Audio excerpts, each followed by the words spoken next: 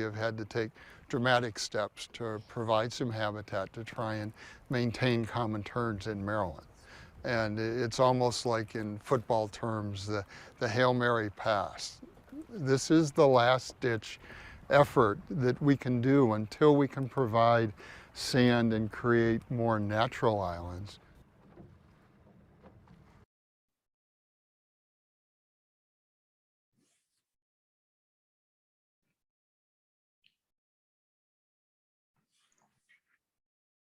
All right, well, I hope everyone enjoyed that. It's always great to start your day looking at a fledgling of an endangered species that we're really working to support. And I think that's an excellent segue to the first item on the agenda. So Kevin, I'm going to turn it over to you. Thank you, Secretary.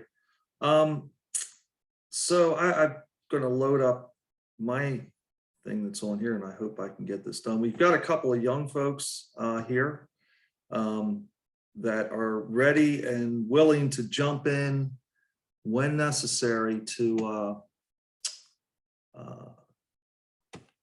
help with any technical issues, which I can't imagine we're not going to have. Anyway, so let's see. I think folks can see this now, and there we go. All right. Well, good morning, and just one other word on the video that you just saw, which was a big accomplishment for us last year. And as I said, last year, the season, we were pretty successful in having 20 chicks or 20 nest fledge from that island. And this year, we just put them out yesterday and the day before, and we actually doubled the size of the island this year. So hopefully we're going to get more birds nesting there, and hopefully we'll have success as we did last year.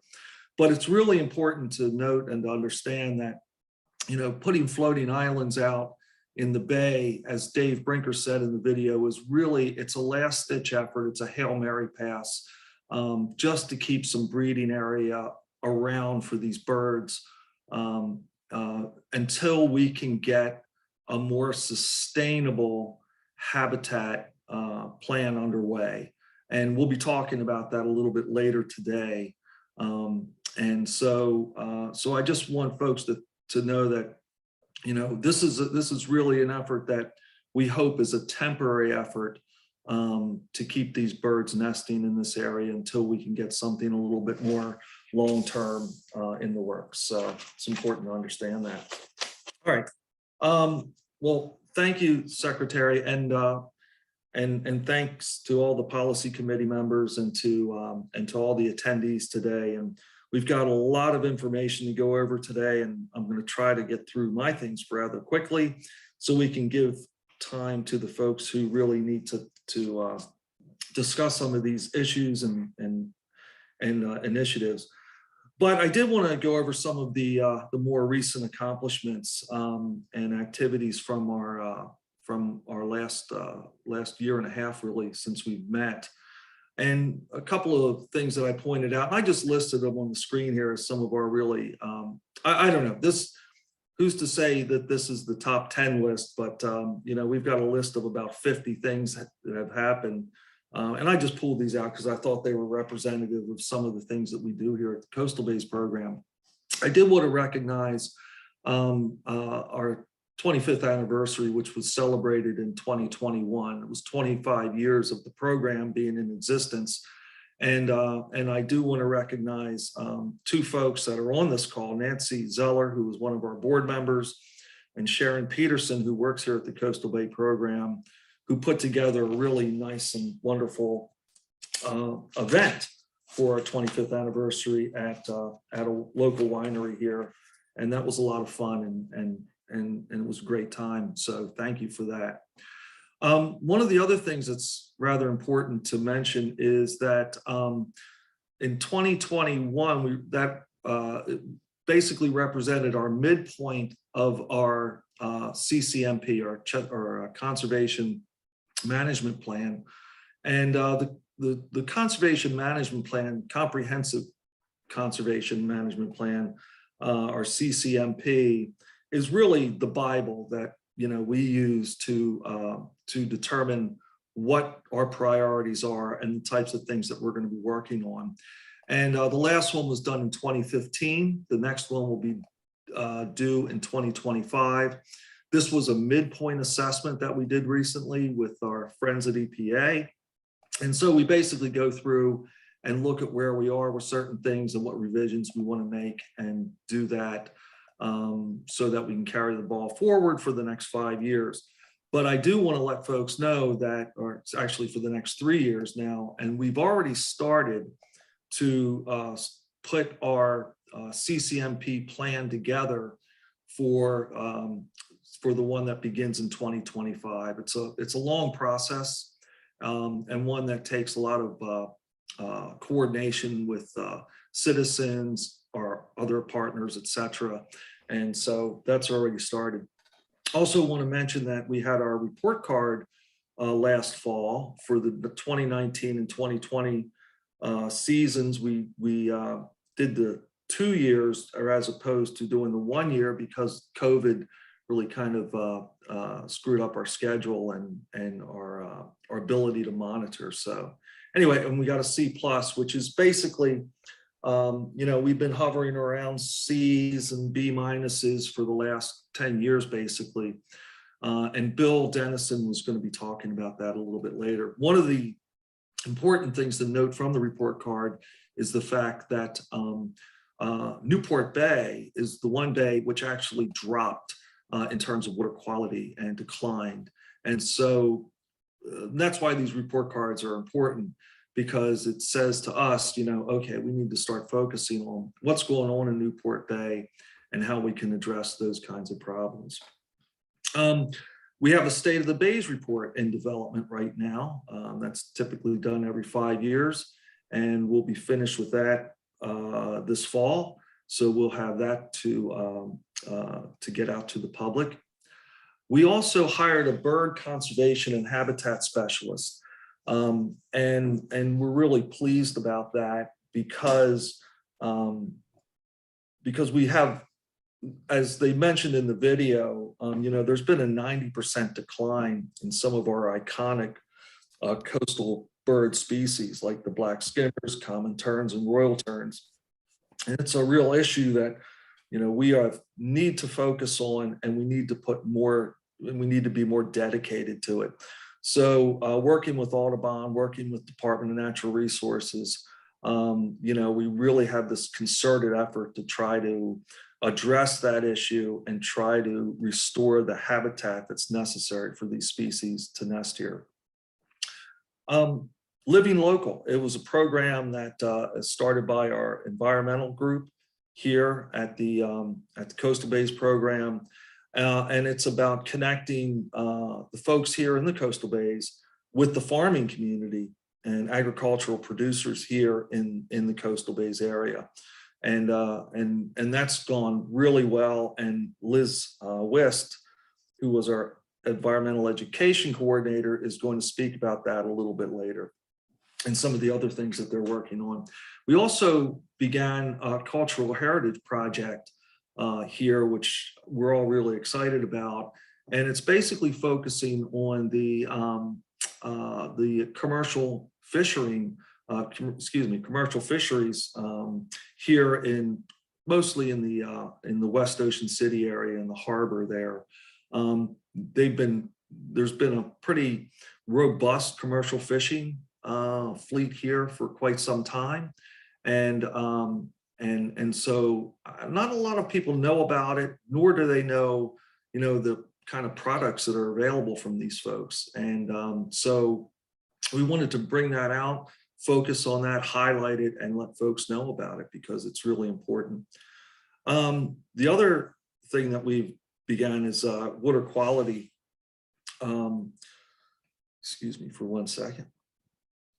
Water quality and resiliency projects here in the Coastal Bays. Roman Jessing is going to be talking about some of those projects, but the amount of projects that we've taken under our wing recently has really increased, and so we're putting a lot of time and effort into that.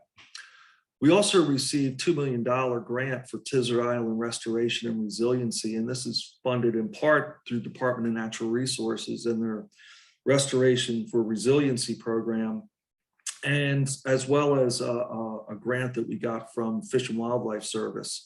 Tizard Island, in case you don't know, is an island in the southern part or mid part of Chincoteague Bay, which is in the southern part of our watershed.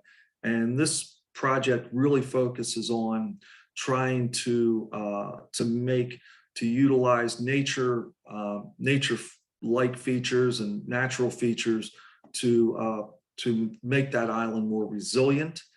It is a gem, ecologically speaking, for habitat for waterfowl, shorebirds, all kinds of things, and it's an island that's going away, as are many of our islands in the coastal bays. Again, back to our educational folks here, 119 outdoor experiences for students and adults, and that's been really great for folks to get and understand what is going on in the coastal bays. As you know, we always feel like we're kind of the unnoticed stepchild of the Chesapeake Bay.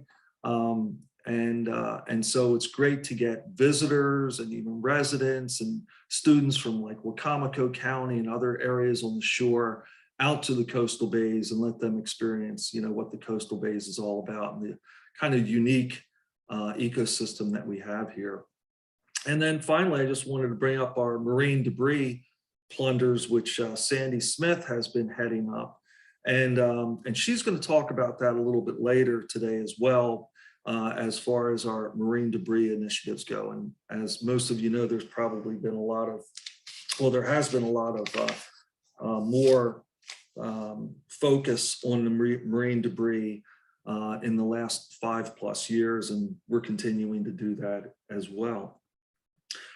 The next thing I just want to talk about very quickly is our EPA work plan and priorities. And we are in the process of really completing our work plans for the next year. We have 2 work plans. One is going to be focused solely on monies that we will be receiving via the bipartisan infrastructure legislation that was passed recently in the federal government. And I know that our EPA Region 3 administrator will be talking about that as well.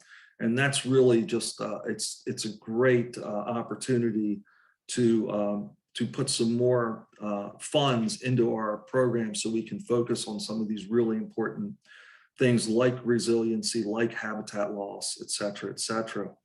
So that's one work plan. The other work plan is what we'll call our standard or normal work plan that we do every year for the program. And one big change regarding these work plans is that not this year for the policy committee meeting, but in ensuing years, we will be running these work plans through the committee for your review and approval as we move forward. And Adam may talk to that as well. In any case, and Steve was going to talk about that, Steve Farr, who will be talking about these as well. So anyway, that's just kind of a quick snapshot of some of the things and the kind of diversity of things that we're working on here at the Coastal Bays program. And with that, I am going to turn it over to Bill. Bill, if you can hear me, you weren't, when we were introducing policy committee meetings, I figured you were getting into Owings Mills at the time and setting up your stuff. So if you don't mind, Bill, if you would take the time to introduce yourself as well, and you can move forward with your report card review and State of the Bays report. Bill? Thanks, Kevin, and thanks, Secretary Hadaway Riccio. Good to see you again, Jeannie. We are going to do a little bit of a review and then get into the new stuff. By way of introduction, I serve as the chair of the Science and Technical Advisory Committee for the Maryland Coastal Bays. I've got a long and enduring interest in the coastal bays. We've been partnering with DNR, Maryland Coastal Bays Program and National Park Service for about 20 years. And we have found this to be a very fruitful and productive partnership and enjoyable. We like doing stuff with coastal bays. Everything in the Chesapeake is ponderous and time consuming and negotiated with multiple states. And coastal bays, we can do stuff and do it quickly. And we enjoy that.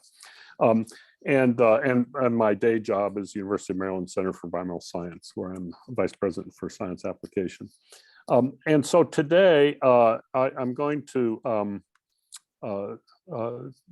not just talk about the report card and what we're doing, but kind of do a little bit of review, just so we're all on the same page.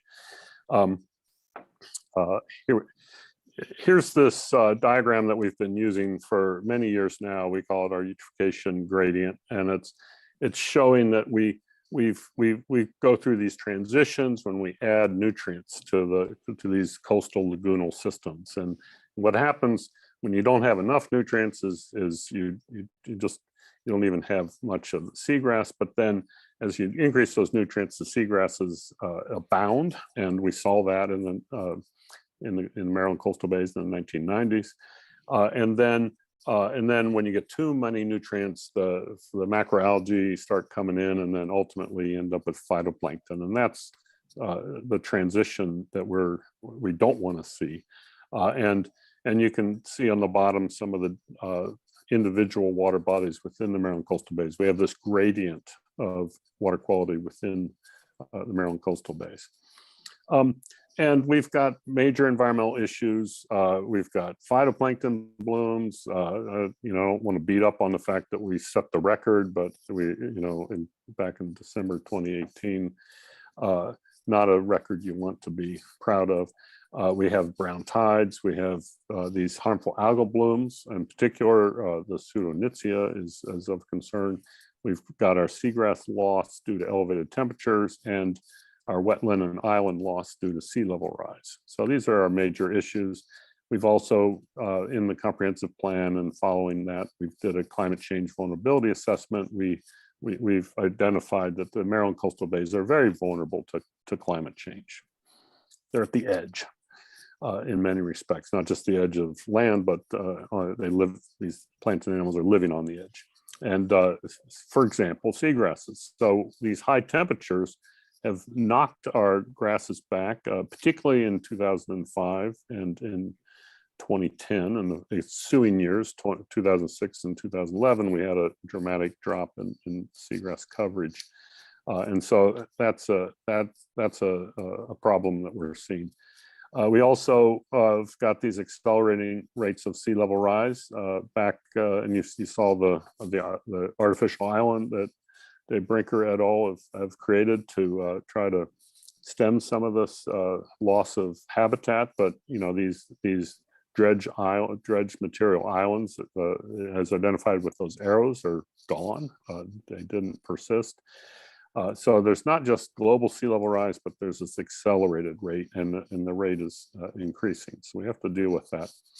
On the flip side, one of the things that we've done well during COVID is figured out better ways of analyzing data. We did a flow adjusted water quality analysis that we adapted from Chesapeake Bay. Renee Carr from DNR gets bonus points for that. And it's also been able to incorporate data below our detection limits. So some of the science that we've been doing has been state of the art. We've seen great progress in nutrient reductions due to atmospheric reductions with our catalytic converters and our smokestack scrubbers and our winter cover crops.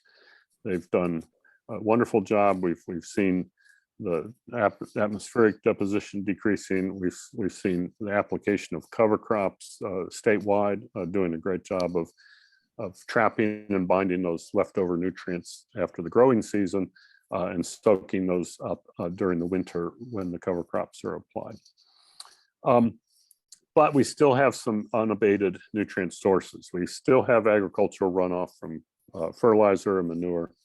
We still have septic infiltration, Chincoteague Island in particular, and we have groundwater nitrate leaching into the bay.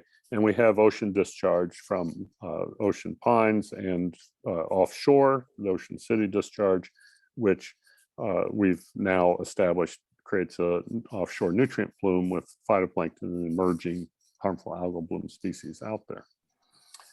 We've documented this stuff. This is published in the scientific literature. We've got our agricultural nutrient documented in the literature. We've documented the Chincoteague Island septic runoff. So we've used stable isotope tracers to fingerprint that nutrient source. So we've got these issues well established. And more recently, we've started looking offshore. The plume, the discharge at about where Route 90 hits Fenwick Island in Ocean City. There's a discharge pipe that's in about 30 foot of water depth and only a couple kilometers offshore, so it's relatively close. And so, as a result of Bill Huslander and National Park Service funding, Judy O'Neill and Morgan Ross from Horn Point Lab Morgan did her thesis on the nutrients and harmful algal blooms offshore in conjunction with Kath Wozniak at Maryland DNR. And what you see here is that discharge has you see nutrients and then they wane as you get further downstream of that discharge. Most of the current flow inshore is north to south, but varies with wind. And you can see that that different harmful algal bloom species can occur, in particular in the fall. This Pseudonytzia. This is the nasty that created the movie Bird, the Hitchcock thriller, the Birds. Is that called The Birds? Yeah, and it was based on a real story in Bodega, California, where the seabirds were consuming the fish that were infected by up the food chain by the Pseudonytzia, and it created crazy neurological symptoms. It's shown to affect sea lions and people, in fact, at high enough concentrations that consume the fish. So it's a known bad actor. There's there are measurable numbers out there. So the way we've summarized this in a time scale is that, and I remember I was working in Chincoteague Bay in the late 80s, and the clams were, I mean, I could go out and collect a pot full of clams in about 20 minutes treading in the seagrass bed. The very abundant clams and the seagrass expansion that occurred was one of the great success stories on the East Coast. And then, but then starting at about 2005, as I mentioned, the heat event, but now we've got macroalgae and phytoplankton, particularly these picoplankton, these really tiny plankton, and this turbid water. And I call it a tipping point. This is where we have choices to make. If we can do the right thing in terms of dialing back these nutrients, just as we've done in Chesapeake Bay, we can preserve this really magnificent environment and avoid turning ourselves into a very turbid pelagic dominated system. And we can look just north and south at what this could look like. It's in front of our eyes. So in the Delaware inland bays, not to slag Delaware or anything, but in terms of water quality, it's not very pretty up there. There's floating mats of macroalgae. They have to have the little boats going around to pull it up, and virtually no seagrass, a lot of phytoplankton. South of us, we go to the Virginia Seaside Bays. It's the largest seagrass restoration site in the world, started by my colleagues at the Virginia Institute of Marine Science, and burgeoning seagrass beds, clear water. That looks like Florida Bay, that photo. I mean, it's so clear, it's so pretty. It's gorgeous down there. And because of that high water quality, even in those hot events that burned out the seagrass in Chincoteague Bay, these seagrasses persisted. So there's a really important role of maintaining high water quality for resilience to climate change. So we're in the middle, and we could go either way. I prefer we go the direction of Virginia. So the quick summary of this is that we've made significant scientific progress. We've got these significant environmental issues: algal bloom, seagrass loss, this offshore plume. We've had nutrient reductions through atmospheric and cover crops, but we still have unabated nutrient sources, our septic runoff, our agricultural runoff, and ocean discharge, and we're at a tipping point. So that's kind of a summary, and so some of you, you've seen this before, and I apologize for that, but now here's the new stuff that, and this is the report card that was released 6 months ago today. I remember this very well, it was my birthday. And our scores here were overall C+, but as Kevin pointed out, Newport Bay is our most degraded, and St. Martin River not far behind. St. Martin was saved, so to speak, by a great clam result down the mouth of St. Martin's River. There was a whole lot of clams, and so it brought the score up, but you can see that the water quality is degraded there, as is in Newport Bay. But Chincoteague Bay, the biggest water body and sort of controlling the grades overall because of just the sheer size, is doing quite well, B-. Again, it's poised at that tipping point. Offshore, there's a whole story about the seasonality and the various actors, the Dinophysis, the Carenia, the red tide, and the Pseudonychia that I mentioned, and then the upwelling during August. I won't go into detail, but in our report card, there's more details about all of these things I'm talking about, which is available online as well, and our seagrass story with our resurgence, and then our now we're holding steady, we hope, at this new level. Now, this is getting into the sketch part, because this is stuff we're working on for the state of the base. So pardon my cartoonish attempts to draw this, but we're got our science communication team actively turning these into legible diagrams, but I'm giving you a preview of coming attractions through this. So some of the challenges we've got are sea level rise leading to our salt marsh loss, heat stress leading to the seagrass loss, the brown tides, eutrophication that leads to algal blooms, and our unabated nutrient sources, the Chincoteague septic infiltration, the agricultural runoff, and entrainment of offshore nutrients. So given that, we've got these challenges, and a lot of this, look at that top list, a lot of this is dealing with climate-related issues. So what we got to start thinking about is building resilience, and I call it a new way of thinking. And I noticed, there's a chief resiliency officer position that's being currently debated and perhaps eminent for the state of Maryland. And I know that the city of Annapolis has a job ad out for a chief resiliency officer. So this is something people are recognizing as an issue. The problem is, as environmental managers, we typically manage for ecosystem condition, so how it is today. And our protection and restoration efforts are maintaining this condition. But these increasing development pressures and climate change impacts mean that the pace of change is increasing. And what we need to manage, not just for the current condition, we need to manage for the resilience. And so in this State of the Bays report, we're going to really focus on this managing for resilience. And I'm going to go through a few, some examples, but first, let me show you that resilience is pretty new in the ecological literature. If you look at and this is something we recently conducted a study of term usage in the scientific literature, and we found that the disciplinarity is increasing, multidisciplinarity, interdisciplinarity. People recognize we can't solve these problems without multiple disciplines coming together. We've been focused on biodiversity. Climate change has been around for a couple decades, but resilience is just a blip that's only occurred in the last 10 years, really. in terms of seeing this in the scientific literature. And so let's first talk about what it is, and this is our definition that we've created.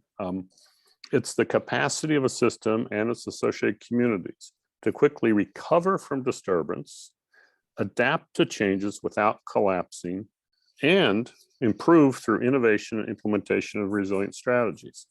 So we've kind of added this improve. Usually you think of resilience as recovering and adapting, but we think that it offers an opportunity to improve using innovative approaches and implementing smart, resilient strategies. So for the coastal bays, again, apologize for the hand-drawn, cartoonish effort. I did not major or minor in art. I was a scientist nerd, and so I've got to apologize for the quality of this. But in terms of resilience, reducing the agricultural runoff is going to give us more resilience. So if we can create reduced runoff, if we can reduce our septic systems, which are susceptible to flooding, get flood protected sewage treatment, rain barrels, for water conservation, even to put our houses out of harm's way. That's going to be important. In terms of atmospheric, again, let's reduce those, continue to build on the successes of reducing our atmospheric deposition, so we create that better nutrient climate. And then migration corridors. Now we have to recognize that the marshes aren't going to be where the marshes of tomorrow aren't going to be where the marshes of today are. They're going to be, if they're going to succeed, they're going to be inland. They're going to have to migrate inshore, as well as the seagrasses. They're going to have to migrate inshore as sea level rises, so that they can maintain that shallow water habitat. So we need migration corridors. We can't put hard substrates, riprap, and bulkheads and seawalls and expect those communities to be able to manage. So what we're contrasting here is the condition versus the resilience. And so condition is unhealthy to healthy, resilience of low to high. And then we kind of put all those little factors together into these little drawings, these little diagrams, where we have an unhealthy, unresilient system, where we have too many nutrients. We've got phytoplankton dominated green water. We have overgrazing of the marshes, and we have seawalls or riprap to prevent migration. In an unhealthy, resilient system, we can do some of the things that we don't have to make it perfect right away, but we can start doing things like sewering our runoff, allowing the migration corridors to occur, and go about reducing our nutrients through ag and atmospheric runoff in particular, and then to be in a healthier system where we've got our seagrasses and fish abounding. We can, if we just manage for condition, we would say, okay, we're doing pretty well. But if we don't watch manage for resilience, it'll ultimately become unhealthy. Ultimately, we want a healthy and resilient system where we have reduced nutrients, we've allowed the migration corridors, and we've maintained a higher quality of life, both for the communities associated with the coastal bays as well as the bays themselves. The final little thing I want to point out is that we're starting to, at the university, we've always been focused on Chesapeake Bay, but we're going to create we're opening up to partly we've got all this offshore energy research going on, but we really think that the coastal bays and the coastal systems need the attention that they deserve. So in our new course, we're going to not just do the watershed up at Appalachian Lab in Chesapeake Bay, but we're going to include the Maryland coastal bays. So I just want to acknowledge the field crews. I've mentioned this previously, that our crews, that Jeannie's group from the DNR and the Maryland Coastal Bays and the Park Service were heroic, going out in the middle of COVID without vaccination, without really knowledge of how this was spread, and collecting the data. So we have this continuous data set. The Coastal Bays program and my group, the Integration Application Network, the Park Service, this great partnership that we've got, and then the offshore data from Morgan and Judy, and then Skye Swanson, who's helped with the conception, some of those diagrams, and then in the future, we'll have some other science communicators help pull that together for our State of the Bays. But that gives you a little preview of where we're going. We're thinking that the 2 big points about tipping points and resilience are going to be featured. I think we're going to hear later today a lot more about some resilience things. Rich Mason's going to talk about the marsh efforts, and Roman Jessian's going to talk about the resilience projects, and so I think there's, and Kath Wozniak's going to talk about the monitoring and assessment going forward. But I just want to emphasize that it's time to really focus in on resilience, because we're going to be seeing these climate and other impacts going in the future. So we have to kind of change the way we're thinking about management. So thanks for the opportunity to share both a little bit of history, but you got a preview of what's coming. Well, thank you, Bill. We certainly appreciate your presentation, and more importantly, the assessments and the reports that you're providing that help us engage the public, but also really make sure that we're measuring our progress and driving our priorities. And along those lines, we really need data and monitoring to support that as well, and to inform our decision making as we go forward. So we're very pleased to have Kathy Wozniak with us today to give a presentation on the status of monitoring and assessment in the coastal bays. And I do want to just give her a shout out that we have really been moving forward on this. There are a lot of items have been funded that she'll share. We do still have some needs, but Kathy, I'm going to turn it over to you to take it from here.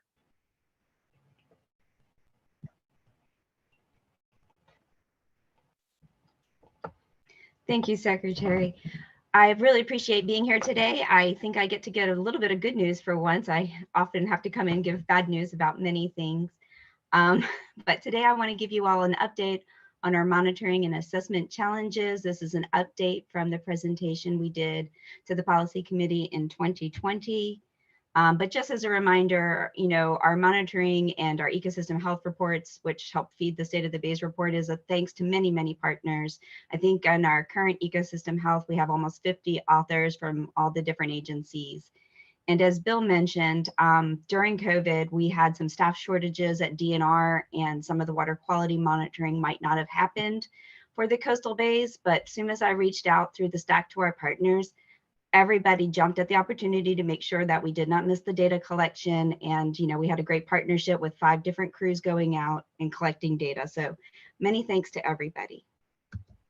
And I apologize for having to turn off my video feed, because sometimes it interacts and I don't come through as well. But just as a reminder, just as the Secretary just mentioned, why do we monitor? We help, it is part of our management plan. We have 2 different monitoring plans that are appendices to the management plan, but it is really to help determine the effectiveness of the management actions that we're undertaking to improve and keep the system functioning properly. And then I just wanted to remind everybody that there are certain goals that we are trying to attain related to seagrasses, clams, algae levels in the water, and wetlands that are mentioned. And then this is just some of the examples of the reports that we have done every 5 years that were already mentioned. But these public facing reports are backed by thick scientific documents that take a good time to put together. But each of these water quality actions in our management plan do have different indicators that we track. So while there might not be the big goals, we do have many indicators that our monitoring does help track and try to help inform management. So back in 2020, I presented that these were our monitoring challenges. And the stuff in orange and red were things that were either having funding issues or were not in existence anymore. But the great news that I get to come today is, oh, and the orange was the funding issues. But over the past couple of years, we've worked really hard internally and with our partners, and I'm happy to say that we have secured funding to help cover the increasing costs of our water quality analyses in the labs. We've also got funding in partnership with the National Park Service and the Maryland Coastal Bays Program to continue brown tide monitoring and our seagrass monitoring. The tidal wetlands has been funded through the Coastal Bays Program. There's going to be a presentation on that later today. We have assessed and put funding in for hard clams as part of the DNR budget in our fisheries group.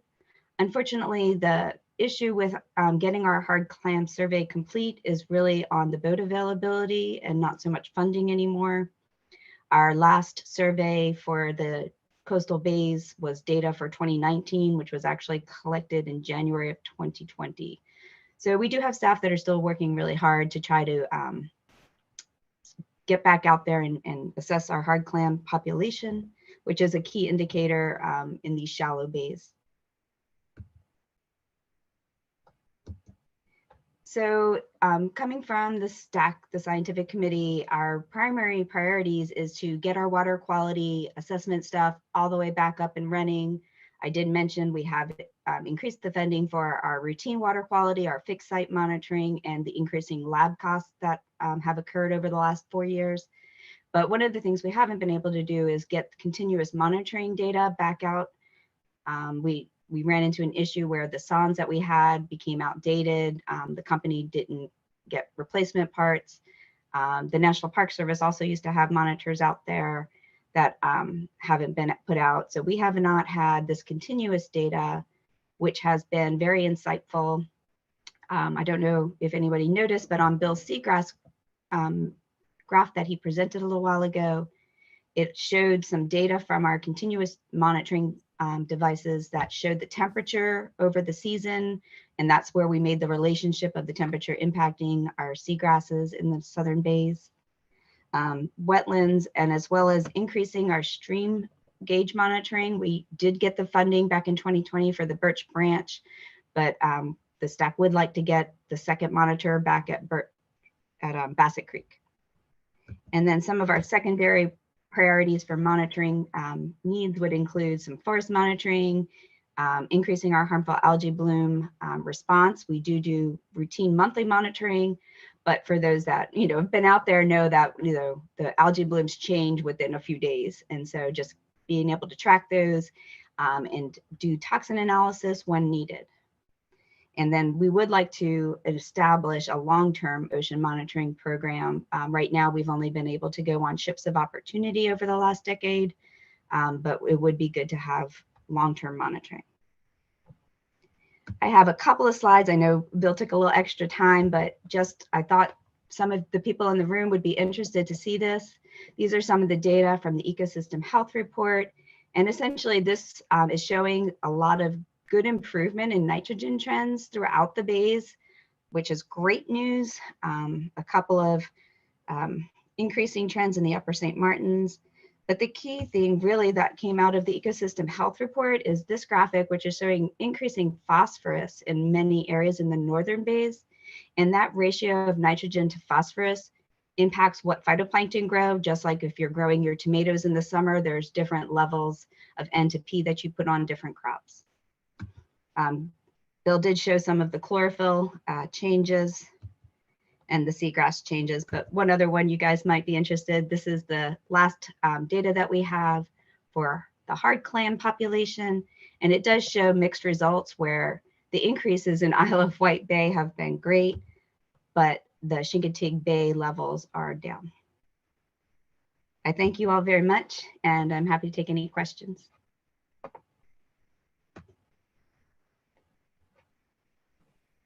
I just want to add, Kath, thank you for pointing out that I forgot to mention that the importance of the continuous monitoring to give us the explanatory power for the seagrass heat events, but there are other events that we've seen that the continuous monitoring to, in addition to the monthly sampling, to have the, it's just a couple of those continuous monitors gives us a really great opportunity to answer the question of why. Well, thank you again, Bill and Kathy, for the presentations. I think they were both great ways to tee up the next item on the agenda, which is the 2022 priorities and initiatives that are, of course, very much rooted in all of the information that you have provided. So I'm going to turn it back over to Kevin Smith to run through a round robin of our priorities for the year. Thank you, Secretary. First thing I'm going to say is I'm so happy that Bill and Kathy are so young, because they will be with us for many, many years, because just the thought of losing both of these just exceptional folks, really does scare me. And the way that they're able to take all of the data and all the work that's done over the monitoring periods and really weave it, analyze it, and be able to tell this story, which is so important. And so thank you, Kathy. Thank you, Bill. It's really, you guys do a great job, and I just want to make sure that you're recognized for that. So I'm going to talk, well, actually, let me just give you a little bit of update on where we are with our program today and our agenda. We are now going to go into what's called priorities and initiatives for 2022. And these are going to be about, I think we have 7 presentations in the next hour. So it's going to be a lot of information that is going to be directed your way. And then after that, we've got some time set aside for some discussion and questions. So I hate to hit you over the head with all this information, because it's a lot without really having the opportunity to discuss. But please, if you have questions or if you have comments, please save them for our discussion at the end. And we are very interested in hearing what you have to say about some of these things and some of the directions where we're going, and would very much like to get your input. So so I apologize for this volume of information that's going to be coming your way, but we will have a chance to discuss after we get through the 7 presentations, and they'll all be fairly quick. So anyway, I'm going to start off talking about a sand strategy plan for the coastal bays. Let me give you this scenario. Somebody is dredging a canal or maybe a marina in the coastal bay area. It's not a big dredging project. It's not like an Army Corps dredging project, but it's a dredging project that's going to go on. And one of the things that whoever is doing this dredging is going to have to figure out is where they're going to put the dredge material. And obviously they don't even get a permit to do the dredging until they identify a dredge material placement site. And one of the things that we would like to see, and when I say we, I mean ourselves and our partners, is that that material be placed in an area that's going to provide some benefit, whether it's a resiliency benefit or a habitat benefit, or a combination of any of those things. That's what we would like to see.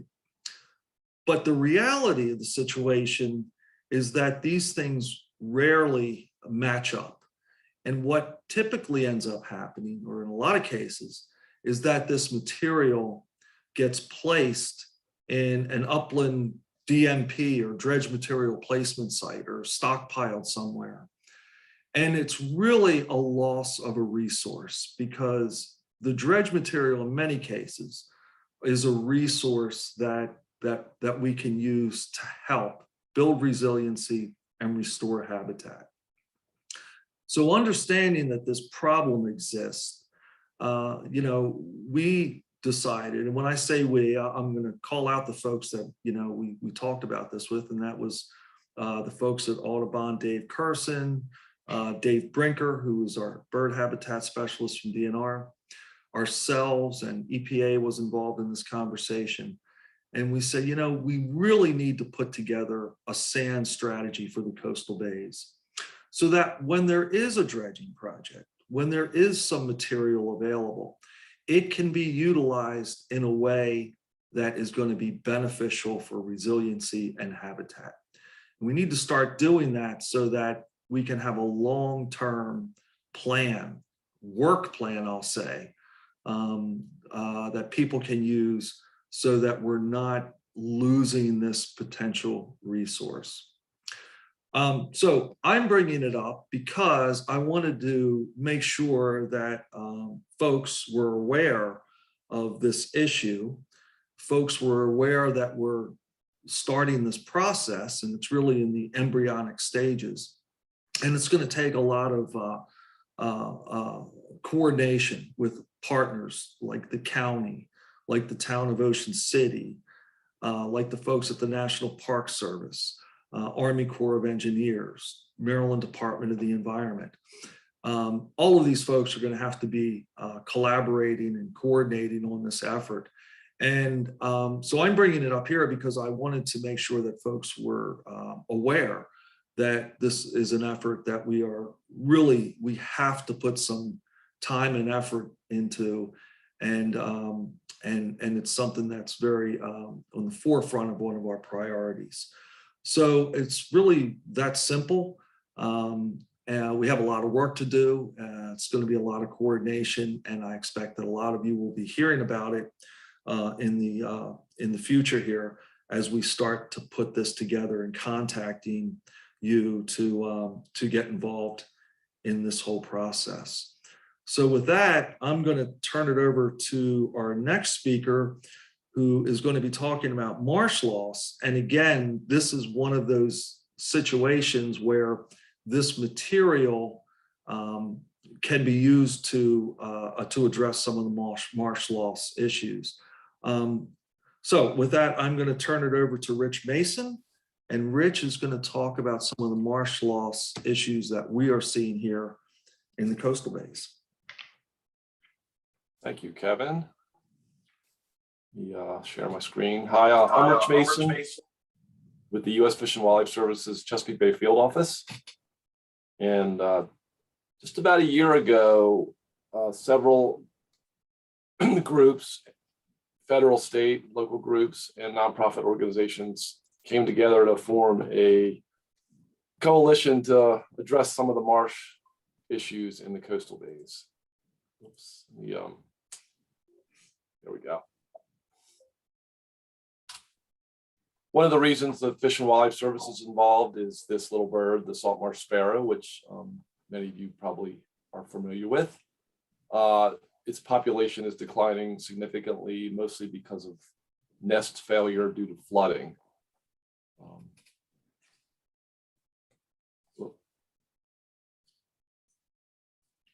There's about 17,000 acres of salt marsh in the Maryland coastal bays. And, you know, we all know that they provide many benefits both to people and to fish and wildlife. They protect neighborhoods and infrastructure. They cleanse coastal waters.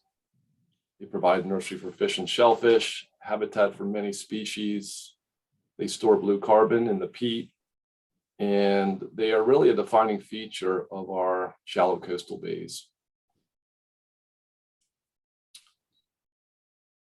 Over the years, about 90% of the marshes along the Atlantic coast were ditched for mosquito control. Much of this was done in the 30s under the Civilian Conservation Corps. Some of these ditches were redug in the 60s and 70s. And decades later, we now understand that this ditching had, you know, a lot of significant impacts to the marshes. This graphic here sort of tells the entire story. This is a model that USGS has recently developed called the Marsh Lifespan. And they used several parameters, including sea level rise, elevations, the percent of marsh grass cover, and sediment source to develop the predicted lifespan of these different marsh polygons. So as you can see in the Maryland portion of Chincoteague Bay, Newport Bay, and Sinapatuxent, there's a lot of reds and orange colored marshes, and that are, as you can see in the table here, these marshes are not going to be around for that long.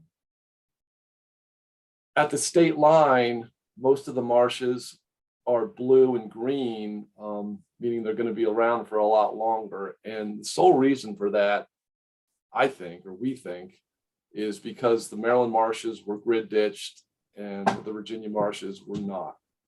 Somehow the Virginia marshes avoided being ditched.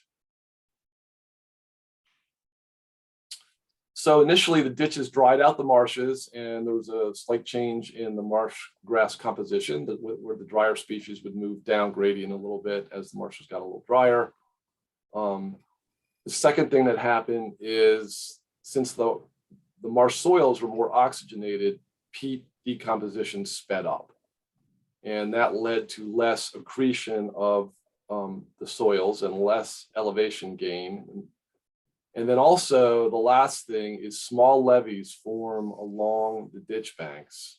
And I'm not quite sure why that happens, but it does. And what that causes is these impoundments that form in the marsh, and water just sits. You can see from this aerial photo. The marsh lifespan really doesn't tell the whole story either. I don't know if you guys can see my cursor. See this red kidney-shaped polygon that says 21?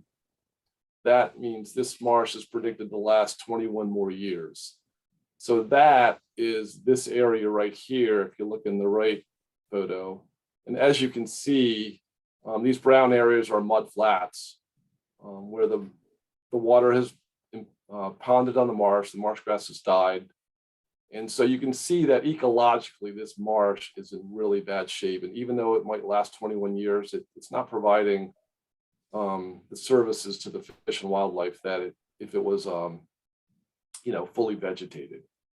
Most natural marshes are, somewhere in the, let's say 85 to 95% vegetated, with natural pools and pans found throughout. But as you can see, these marshes here there's a lot of unvegetated areas.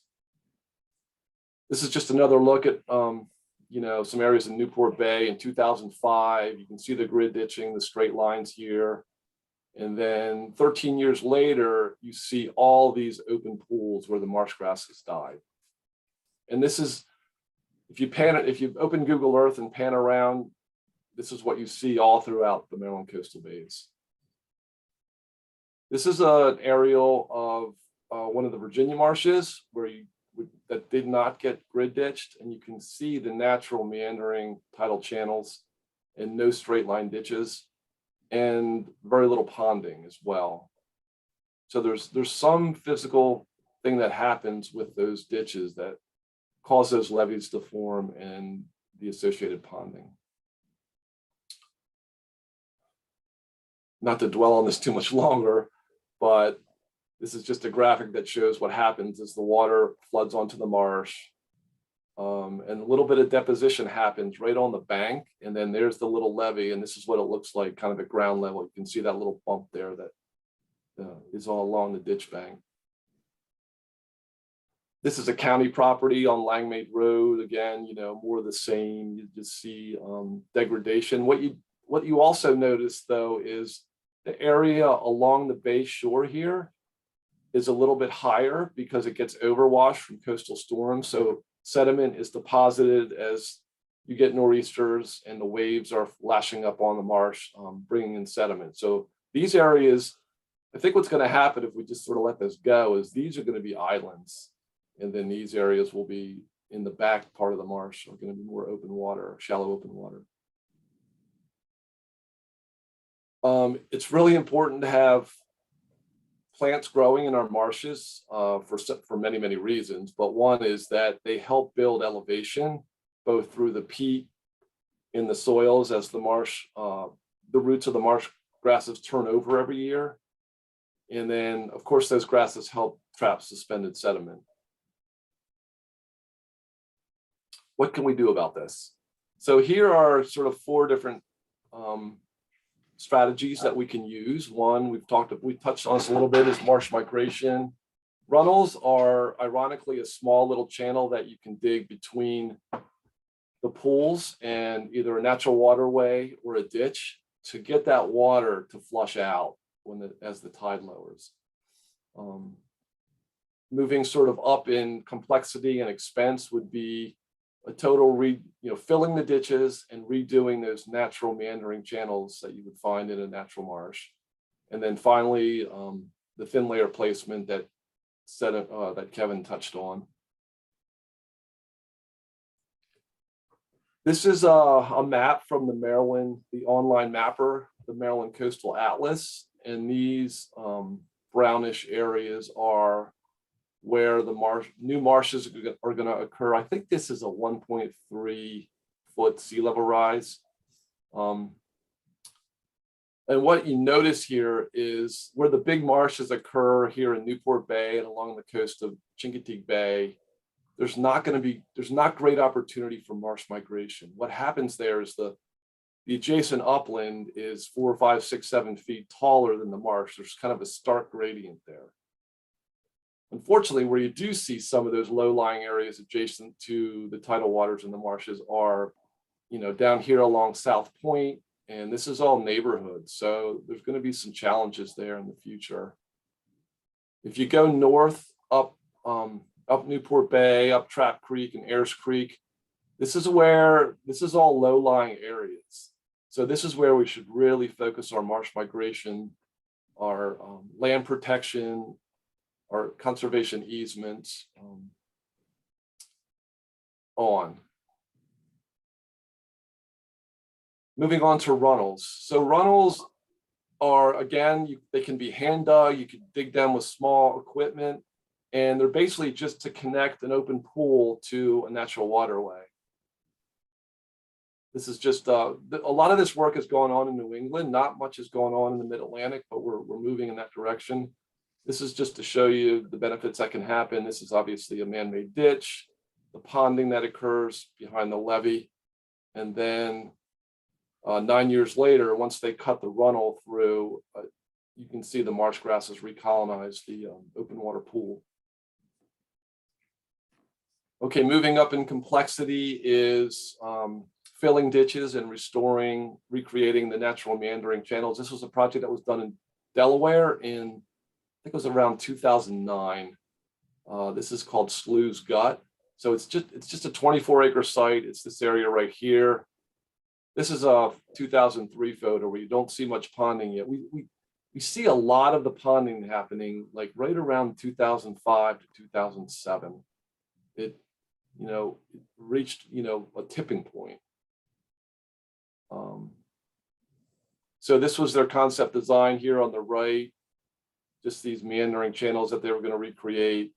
And this is just on the left, just to look at the work. They're creating these channels, and then they're using the fill or the material that they excavated to fill the ditches. And here are a few aerials from, right after the project was put in, and then 4 years later in 2013, you see a lot of those pools recolonized with marsh grass. We took a field trip out there a few weeks ago, and it was pretty impressive. And then finally, as we've mentioned a couple times already, is thin layer placement. And this is kind of the medium-term to long-term solution. If our sea level rise predictions are accurate, we're going to need to build some elevation to preserve some of our marshes.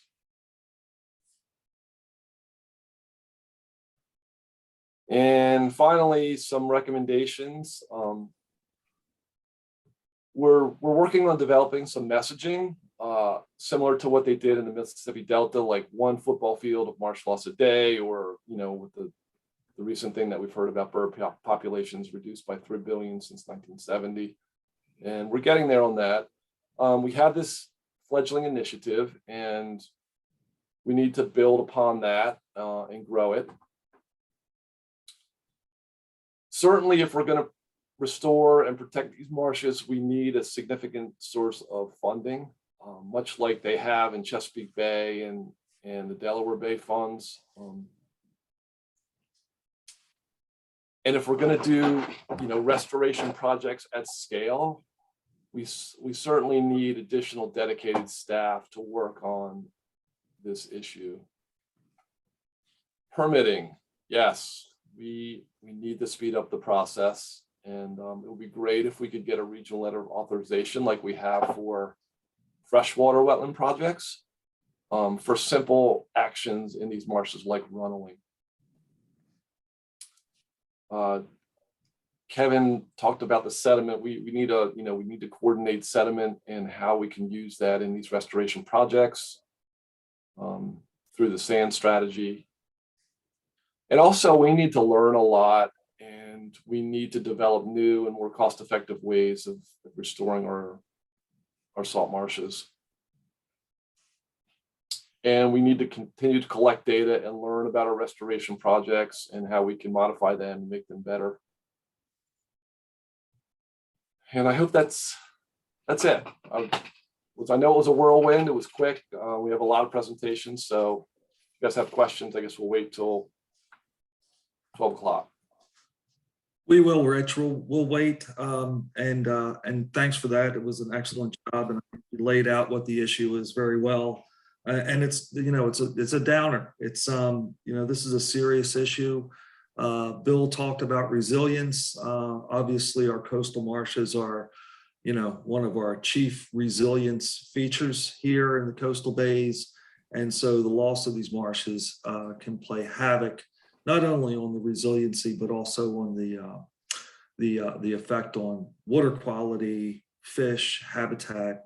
It's very broad. So very important. Thank you for doing that. And so next, I thought when we line this up that, this is kind of such a downer, Rich, and you did a great job. It was just.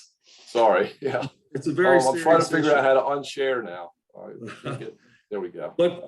But next, Liz West from our program, she runs the environmental and education program here at the Coastal Bays program, which is such a great story, and the work that they're doing. So I'm going to turn it over to Liz and talk about where things have been, where they're going, and some of the initiatives that are underway. So Liz.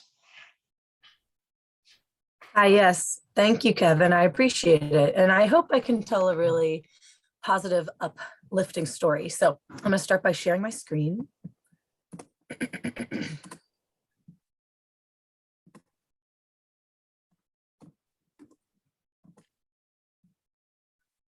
All right. Is everybody seeing that? Yes. Perfect. Okay, sounds great. So hello, everyone. My name is Liz Wist, as Kevin said, and I'm the education coordinator over at the Maryland Coastal Bays program.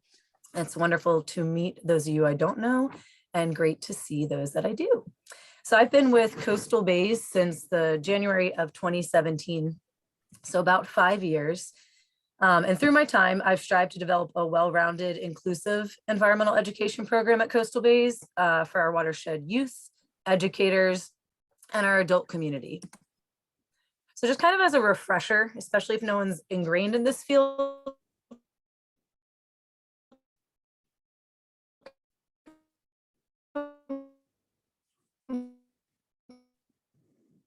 completely, I'm just going to call it has remained constant, dating back to the Tbilisi definition from the 1970s. So EE is a process for individuals, communities, and organizations to learn more about the environment, and also to develop skills and understanding on how to address these issues. It instills civic engagement, and it helps people make informed decisions within their communities. A few of the field's key characteristics include place-based, interdisciplinary, and experiential learning. And when a successful EE program occurs, the benefits extend far beyond an increase in acquired knowledge. Those that we do see the benefits include academic skills, civic outcomes, and social and emotional benefits. So there's a quote from a professor, Dr. Martha Monroe with the University of Florida School of Forestry, that I really love, that I think kind of sums it all up perfectly on kind of what environmental education can do for all of us.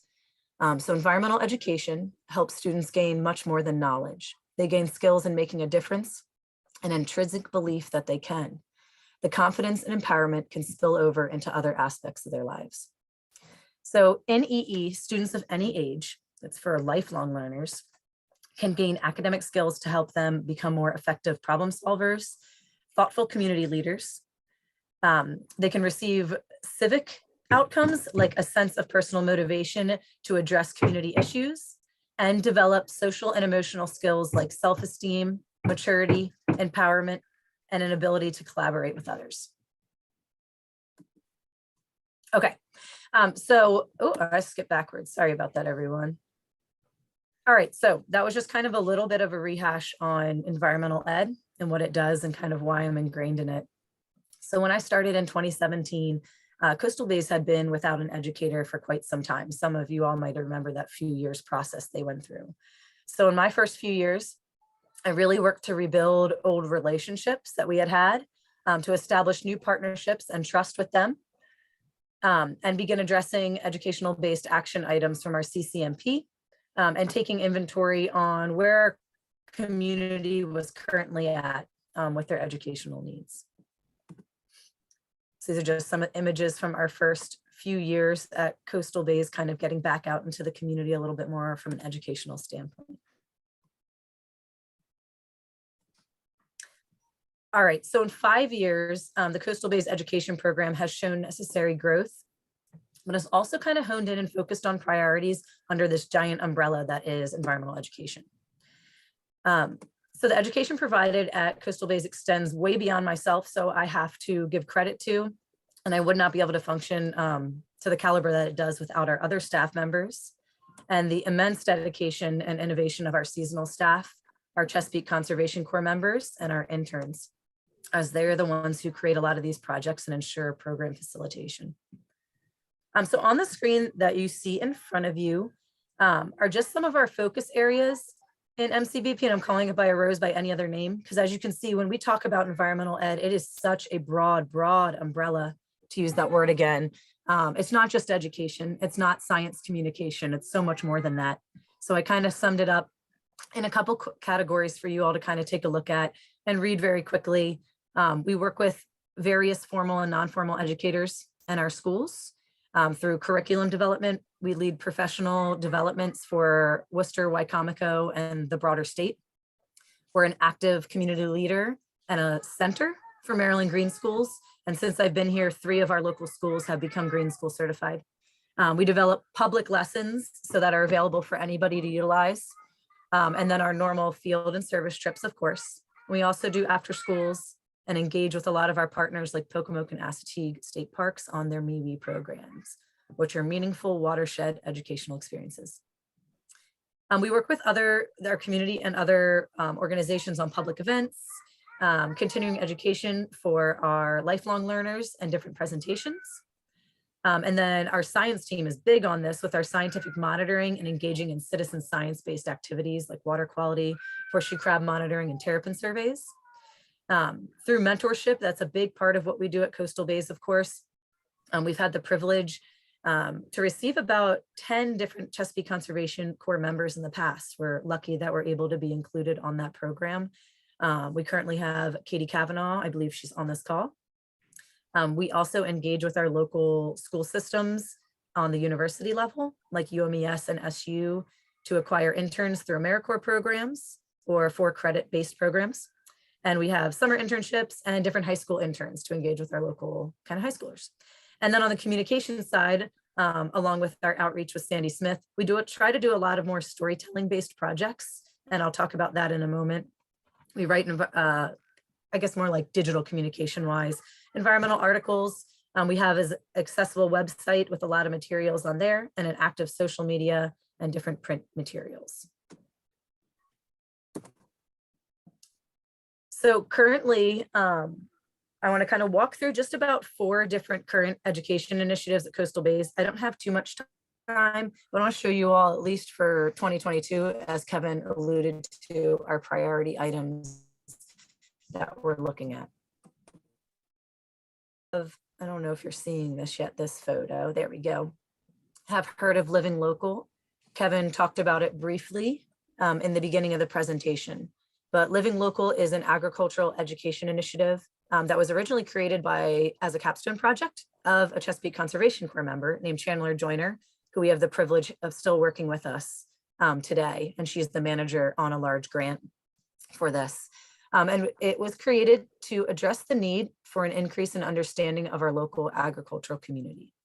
So we did an initial needs assessment, and we did receive, which we were very lucky, a wonderful EPA education grant, and that's how we're able to make this happen here.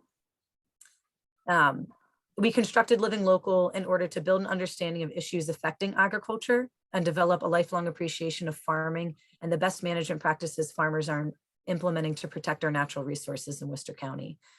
We are zoned 70% agriculture, and a lot of students that grow up here, I guess I'll say people in general, grow old here, and I'm a product of that. I grew up in Berlin in the Worcester County public school system, and I live back here. And a lot of those lifelong residents work in the agriculture field. However, there's no permanent ingrained curriculum in the county. So part of what we accomplished through this project is we wrote an agricultural curriculum that is given to 2nd through 4th graders, and this will soon be mandatory in the county. We also did an educator module open to formal and non-formal educators, and we hold public, free community farm workshops to actually get our community out on local farms. That's one of the local farms that we work with right there. Very quick, Kevin alluded to this one too. This is called Voices of the Coastal Bays. I'd like to highlight this one. It's a fisheries heritage project funded by the Beach to Bay Heritage Area and Coastal Bays. The Fisherman's Marina is located right in West Ocean City, Maryland. And this project is highlighting the vibrant stories of the local fishermen and women that operate out of that marina. This project is brainstormed and managed by our current amazing seasonal scientist and educator, Kaylin Joseph. So the goal of this project is to increase awareness of the importance of choosing local seafood and kind of uplift those voices of those who provide it by celebrating their heritage. So it's included is going to be a series. This is just starting to come out of interviews with those local fishers. There's going to be photographs kind of taken by a local photographer that'll go with those interviews. And there'll be a virtual interactive history of the Ocean City Fishing Marina done on a story map.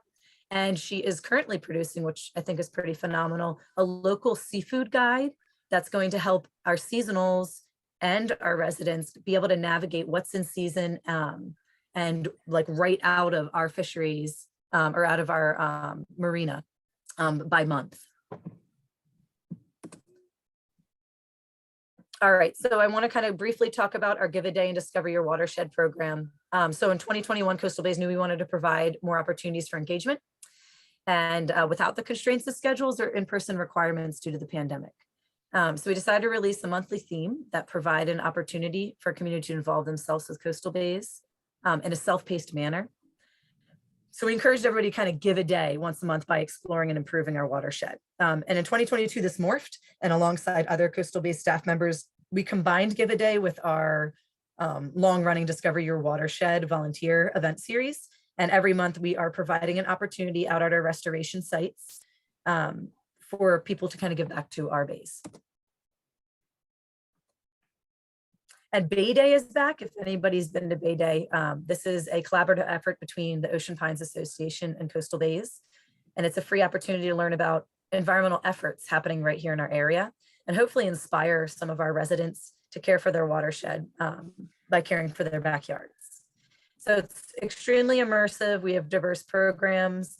And ideally, we're going to help hopefully inform these residents about best management practices to inform for the health of the St. Martin River. And the final thing I'd like to highlight before I wrap it up, this is in about a week and a half, actually, Coastal Bays is hosting a multi-day environmental retreat for 15 high school students from Worcester County. This retreat, which is dubbed the Wetlands, was created as a capstone project by our current Conservation Corps member, Katie Kavanaugh. So this is all credit to her. The primary goal of this retreat is to provide students with a hands-on immersive experience in environmental science while exposing them to environmental careers that they could have.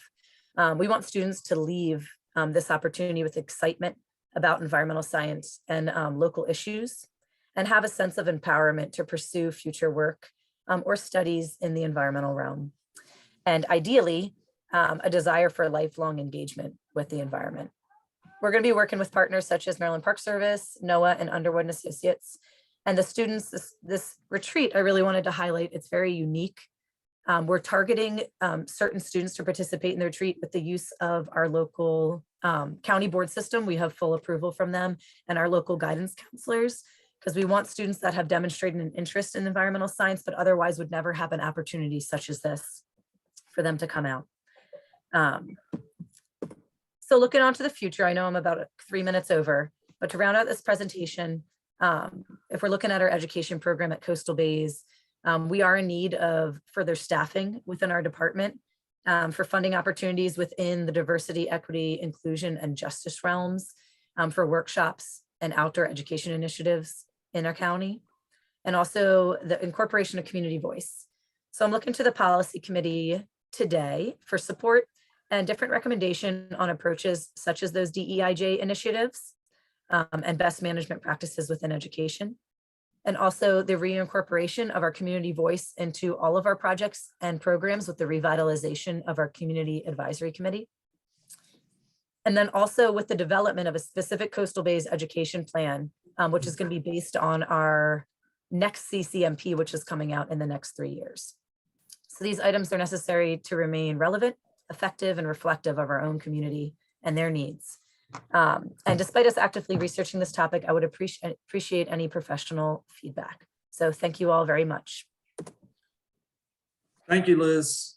Liz is somewhat annoying, actually, because she's a bit of an overachiever. And it really shows up when she talks about all of the programs that she's doing. And she's doing all of this from some campsite in Pennsylvania, I think, right now. Isn't that right, Liz? Yes, I apologize for my backdrop. I'm inside my motorhome. She's on vacation this week. So thanks, Liz. Thanks for taking the time out. And thanks for giving an excellent presentation and a great overview. But I just want to, I do want to highlight something she said, and I'd like to, so you can all think about it, and that is really how to incorporate some of the underserved communities better into our programs, particularly for environmental education and other things as well, but particularly for environmental education, because it's something we struggle with and something we'd like to do a better job of. All right, well, talking a little bit more about outreach, Sandy Smith, who is our outreach coordinator, has been working very diligently on a marine debris initiative the last couple of years. And this is really funded in large part by our folks and friends up at EPA. And so without further ado, I'm going to turn it over to Sandy so you can talk about what you're doing with marine debris. Hi, everybody. Thank you for taking the time to participate in this meeting. Very exciting. And we've got good stuff and fun stuff and challenging stuff. So basically similar to Liz, I have a position where I create awareness for our program and our wetlands by engaging our community through programs which they can participate in and make a difference in. So one of those programs is a marine debris program, which is something that we had to kind of change a little bit. So to give you a little bit of history, in the past 14 years since I've been here, we've participated with many partnerships on beach cleanups, Adopt Your Beach, Adopt Your Street program, a monofilament recycling program, a ghost pod initiative, a source reduction cigarette butt recycling program, all kind of focusing, you know, on that major topic of marine debris. But of the 6 programs that we've had been doing throughout the last 14 years, only 2 of them are sustainable, meaning that the 4 other programs were programs that looked great on paper for sustainability. They were great initiatives while they were occurring, but then after the grant and the process was over with, there wasn't any opportunity for people to take on the projects. So basically boiled down to is if Maryland Coastal Bays didn't do these projects and find the funding, they weren't going to happen. And unfortunately, because the goal of these programs really was trying to get the community engaged and have these initiatives grow and have them managed by, other entities and the community. So we decided to come up with a different strategy. And that one is, those programs were people from the community and the government coming to our program and saying, hey, we would like to see this happen. Hey, we need this to be done. And we were like the incubators for those projects. We would go out and get the grant funding and we would do the projects. But in essence, at the end of the day, when the projects were completed, to continue them, it was up to our staff to do it. And we just really weren't expecting to have those programs go that route. So now we've changed our strategy. Now what we're doing is we're starting a community engagement with the Marine Debris Committee.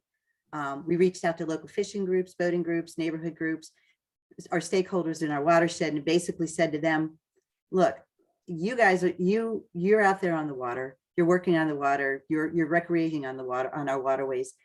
What are you interested in doing to help us preserve our coastal bays? And more importantly, in the topic of marine debris, you're out there, you see it. What can you do to help us with our marine debris in our coastal bays? And the good news is coastal bays, as of the marine debris we network with, we network with several entities, as you see right here, that already have marine debris programs, and those programs are made for people like us, our program, to create a marine debris program. So I keep saying program, but we network with other areas, regional areas that have success stories and not success stories. And we've been bringing these back to these working group, and they're developing a plan on a marine debris program that they're going to orchestrate through Maryland Coastal Bays, which means we're not creating it, our community is going to create it, and we're just a part of the programs that we're going to do together. So the good news, the exciting part of it on the program side, Coastal Bays started a marine debris plunder several years ago with grant funding. And it was very successful. A lot of the participants, they collected 3 tons of trash. We weren't expecting the amount of participants because it was during COVID, but it was a COVID unfriendly event, meaning nobody got near anybody. And those that participated, a lot of them were from these fishing groups and boating groups, recreational boating groups, and they want to see this continue. So they're building this committee. And this year, they've decided that we're going to do 2 marine debris plunder event, and the majority of these committee members are actually planning it. They're out there getting that donation. They're doing outreach tables. They're doing everything that Coastal Bays did. We're doing it with them, but it's engaging their community and their groups. So instead of 3 people from Coastal Bays trying to get out there and run around with the outreach and put together an event, we now have over 200 people that are putting in their opinion and trying to come up with some solutions to marine debris in our bay and actually participate doing so. So the marine debris plunders are coming together, I'm very excited to say, because of community members out there pushing it and promoting it. They also want to do potential monthly summer cleanups in the future, 2023. Basically because we're working on the whole conversation of, take baby steps with the group and engaging group in order to encourage more people to come. But the exciting part of it is these are boat owners, local boat owners, and they want to create a monthly cleanup event where hopefully down the road, there'll be an opportunity for recreational boaters when they're out on the water to, if they see marine debris, if they can't get it, to document where it is through our website. And then our marine debris committee volunteers will want to go out and collect it. So we're still working that program out, because one of the challenges with that is disposal. When you pick up a lot of trash from your boat, the marine debris plunders is successful because boaters go out in their boat, they meet us in a specific delegated place, we pull the debris off their boat and dispose of it properly. So we're looking for an answer for a potential place, maybe with the county or the city, where there's a place where we can have a monthly disposal area for boaters to bring in marine debris. But the exciting part is this is coming from our community, and they're also engaging in educational opportunities. We've always spoken to these groups, but now they're turning around and working with these groups to engage them and growing this program. And then one of the other components of the program is we did have a family 2 years ago that were working with fishing tournaments and encouraging the anglers that participated in the multitude of tournaments down here to pull, balloons that they see in the waterways, because unfortunately, there's a lot of Mylar balloons out in our oceans. But this committee wants to take it to a different level where we engage our fishing tournament coordinators to add another tier to their award ceremonies, where it's like the most fish caught and possibly the most trash brought in. So it's a conversation that's ongoing. But the good news is what's coming out of it is it appears a sustainable programs, that it's not going to go away because Coastal Bays isn't doing 100% of the work.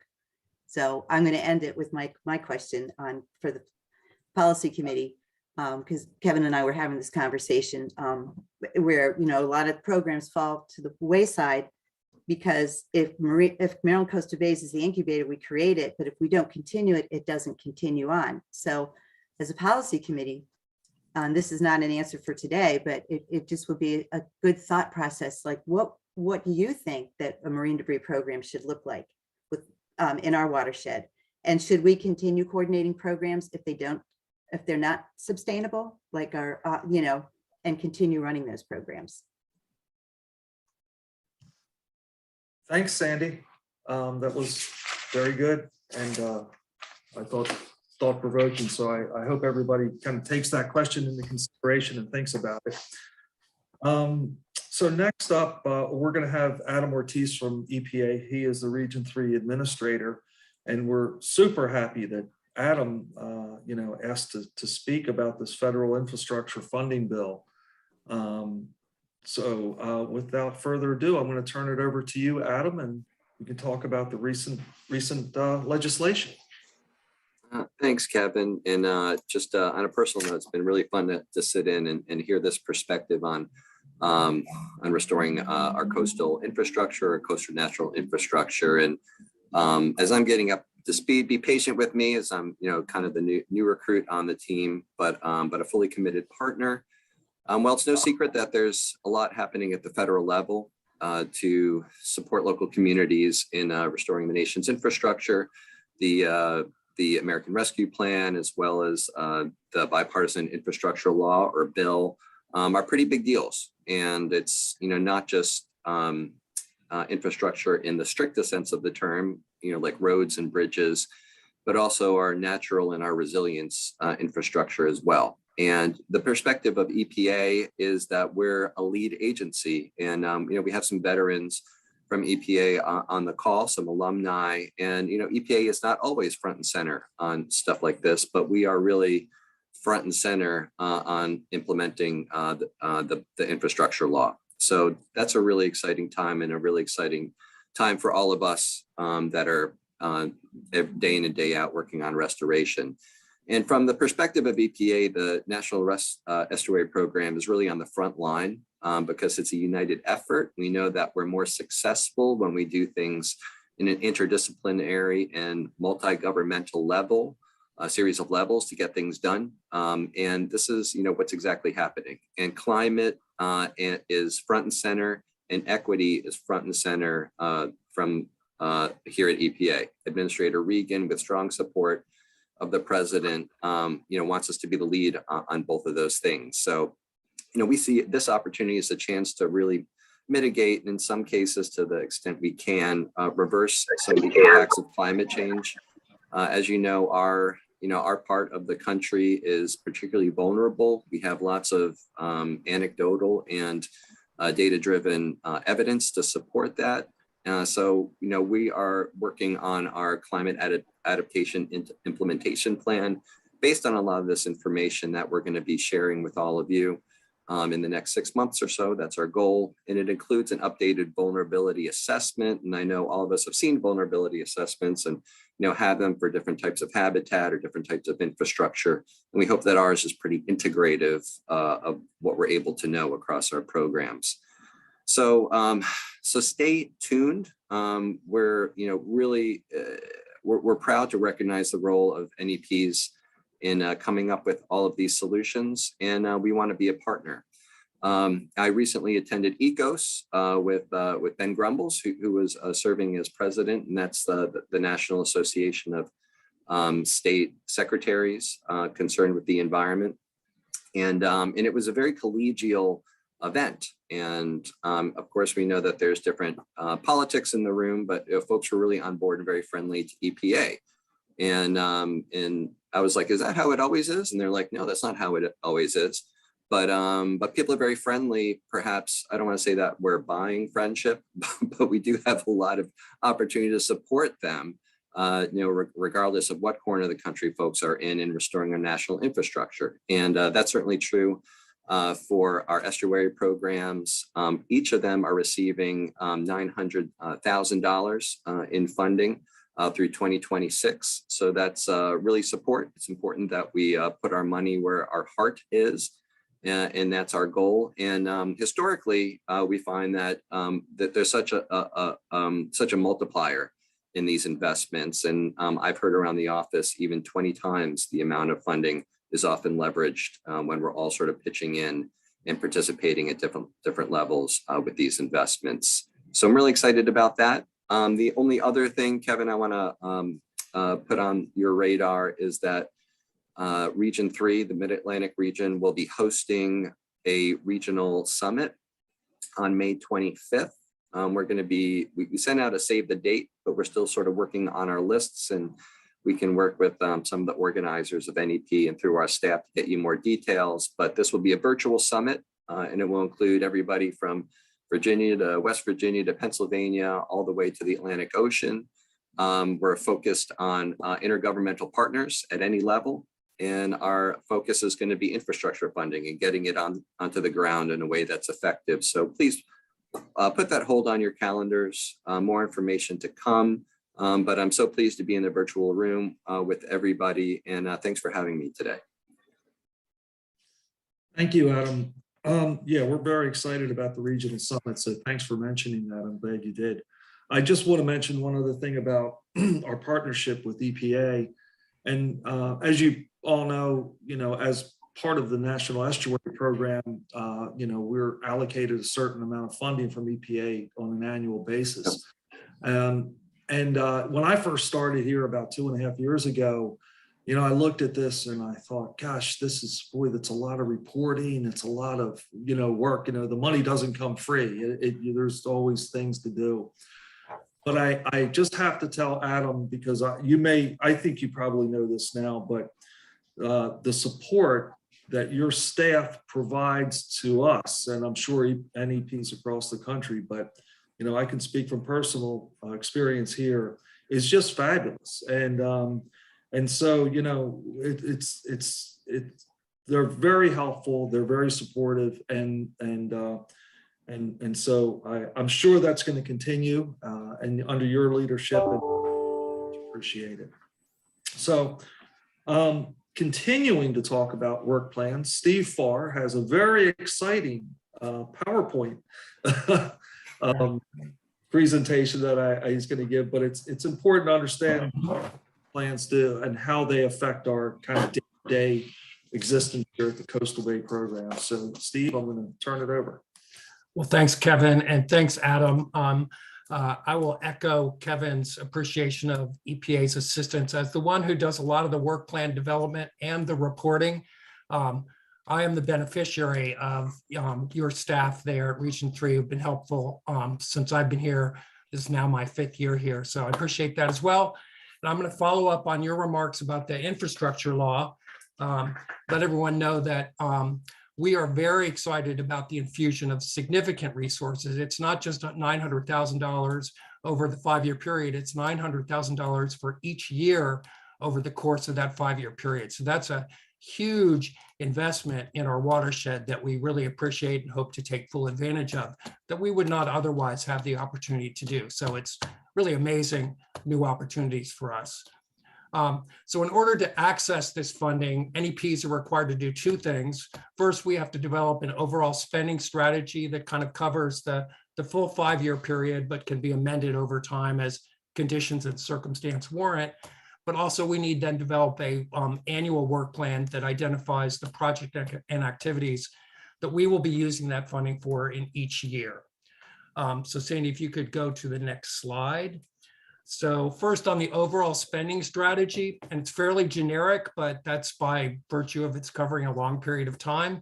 The objective is to invest the funding, and BIL is bipartisan infrastructure law, funding over the 5-year program period in projects and activities consistent with both the goals and priorities of the bill as well as our own CCMP, and to produce deliverables and accomplishments that may not have been attainable with our regular EPA funding alone.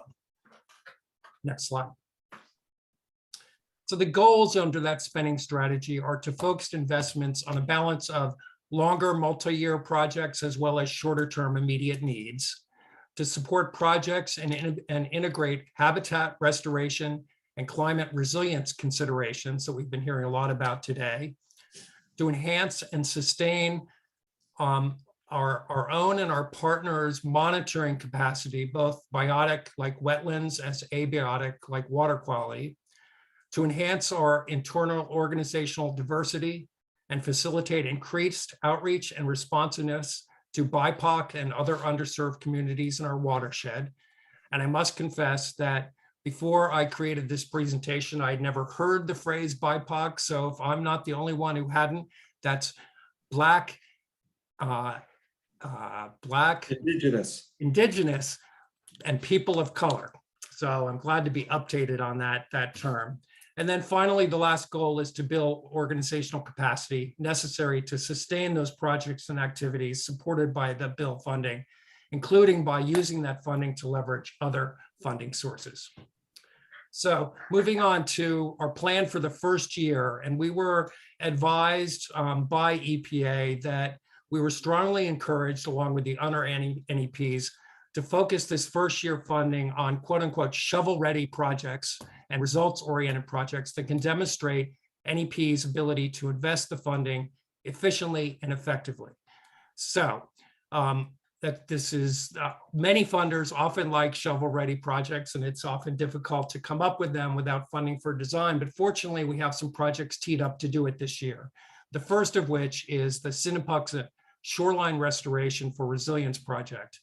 And this is to do a shoreline restoration to make the coast more resilient to the impacts of climate change in Sinapux Bay, just south of the bridge that goes over to Assateague Island.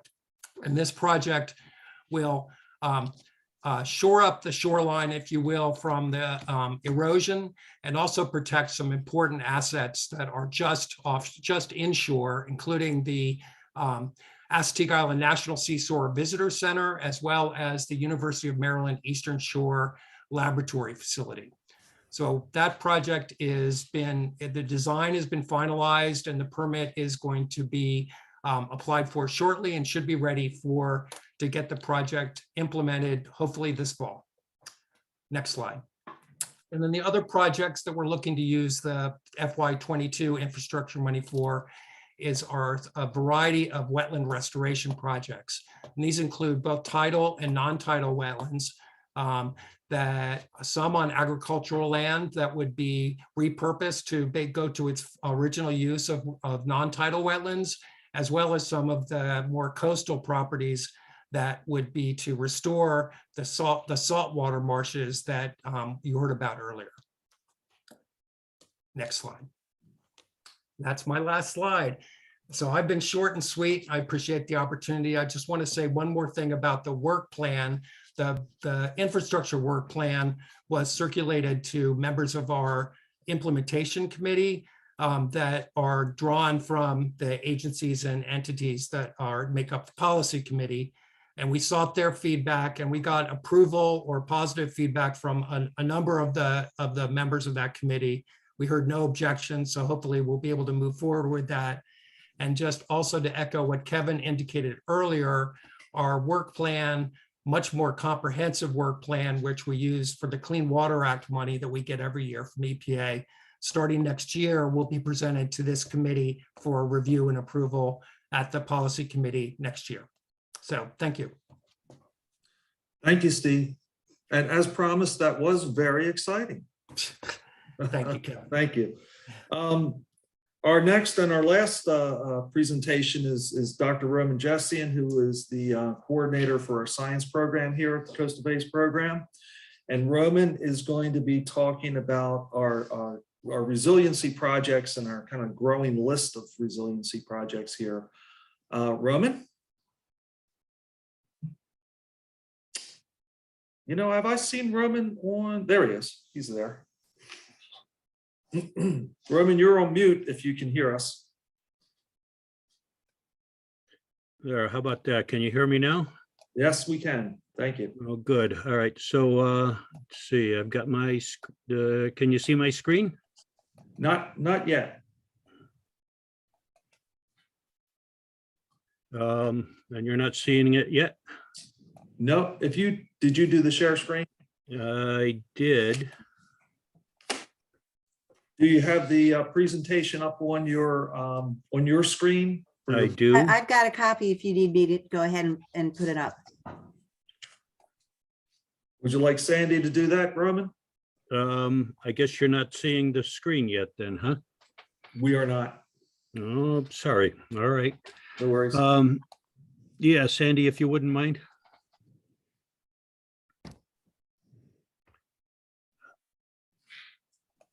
Let me know when you've got it up. Oh, there you do. All right.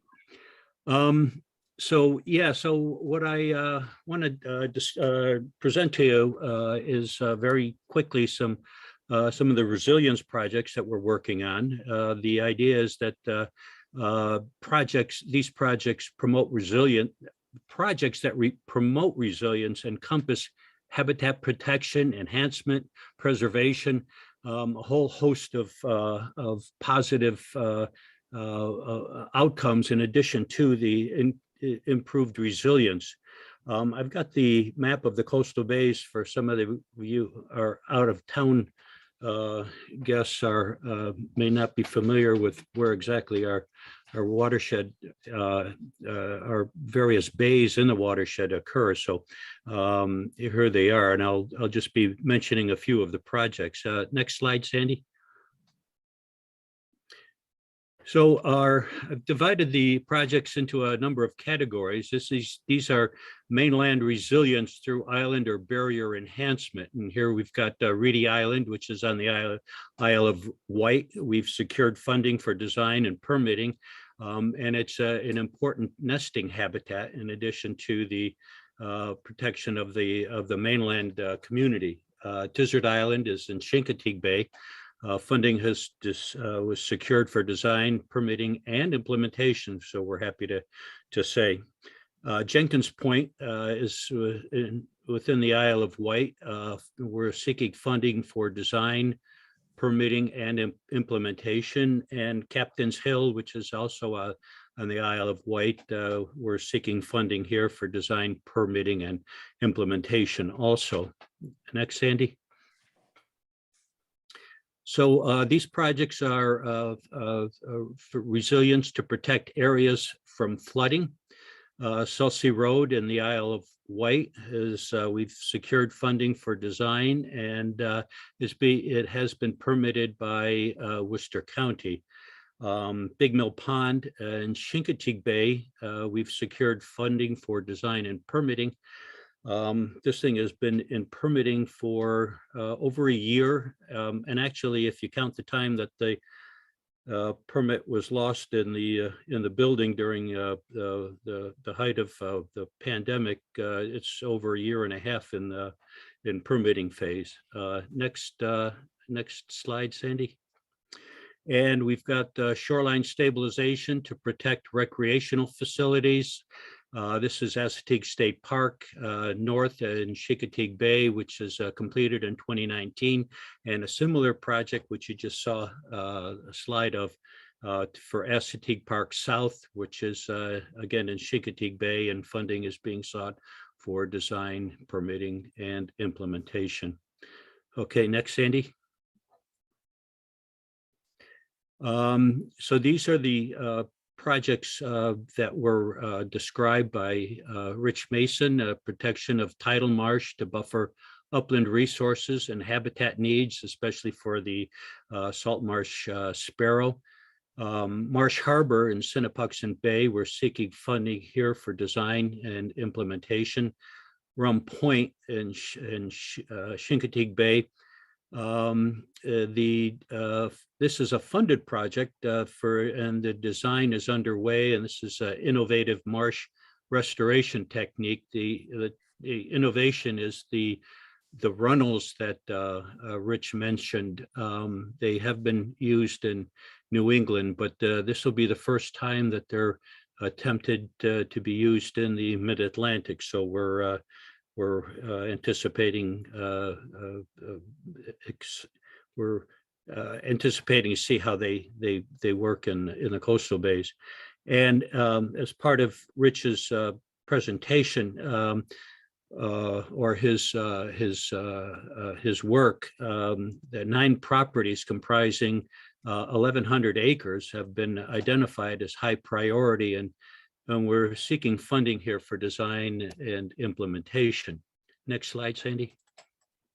So to summarize, we've got 3 fully funded projects at Tizard, Chelsea, and Rum Point. We need implementation funding for Reedy Island and Big Mill, and we're seeking funding for Jenkins Point, Captain's Hill, Assateague South, Marsh Harbor, and 9 sites for the Salt Marsh Sparrow. So that's all I have, and if you have any questions, I'll be happy to entertain them. Thank you, Roman. You're welcome. So first of all, I hope everybody kind of got a glimpse of the extent of the work that's going on, and to get this done, obviously, you know, the funding that's going to be necessary to do it. And thankfully, this is a time when, you know, there are funds out there. We're spending a lot of time doing writing proposals, responding to RFPs, things like that. So it's good, and so we've been very fortunate that folks at MDE have provided us with some 319 monies. DNR folks have provided us with trust fund monies and resiliency monies, and we're hoping to also, oh, and I should mention Restore America's Estuaries has also provided us with some monies to do some of this work. So it's an amalgamation of different organizations, and both private and government and whatnot, and trying to get together the dollars to get all this work done. And as you can imagine, it's quite a job. And then of course, if you are fortunate and get the dollars, then you've got to administer and do the bookkeeping. So it's a bit of work, but that's what I guess we do. So so that ends our kind of lightning round of presentations. And at this point in time, I am going to turn it back over to Jeannie, and you can take it for the next item on the agenda. Great. Well, thank you all again for the presentations. And just to go back to the beginning of the meeting, one of the purposes of us getting together today was to really invite our policy committee members to get engaged and give us some feedback on how we can accomplish all of the priorities that we have outlined for you today. So with that, we are going to open the floor and entertain any questions you may have, as well as any comments or feedback that you are willing and able to provide today. Secretary, if you don't mind my stepping up at this point, on behalf of Senator Carrozza, I'd like to thank you for the opportunity to join with you today. We feel pretty plugged into the issues of our coastal bays, but I've actually learned about some new initiatives today that are really exciting. And I'm very pleased, and thank you to the university for elevating attention to the Maryland coastal bays. While we share issues certainly with the Chesapeake Bay, the coastal bay is very unique. I'm also pleased to learn of Maryland Coastal Bay's initiative to highlight our commercial fishing industry here in Ocean City. The horseshoe crab is very critical in this area and to the whole United States because of its unique protein extracted and used in injectables. I'm also pleased that the General Assembly passed this year the shrimp fishery, and that the DNR is assisting and taking control of setting the protocols for that. Our commercial fishermen are very excited about this pilot program and the hopes that it does very well. So it was quite interesting today. And Kevin, is it possible to get some of these slides that have been used today? They were excellent. I was taking pictures of them with my cell phone, but if they could be sent, that would be great. We can make sure we'll do that. Thank you. Mhm.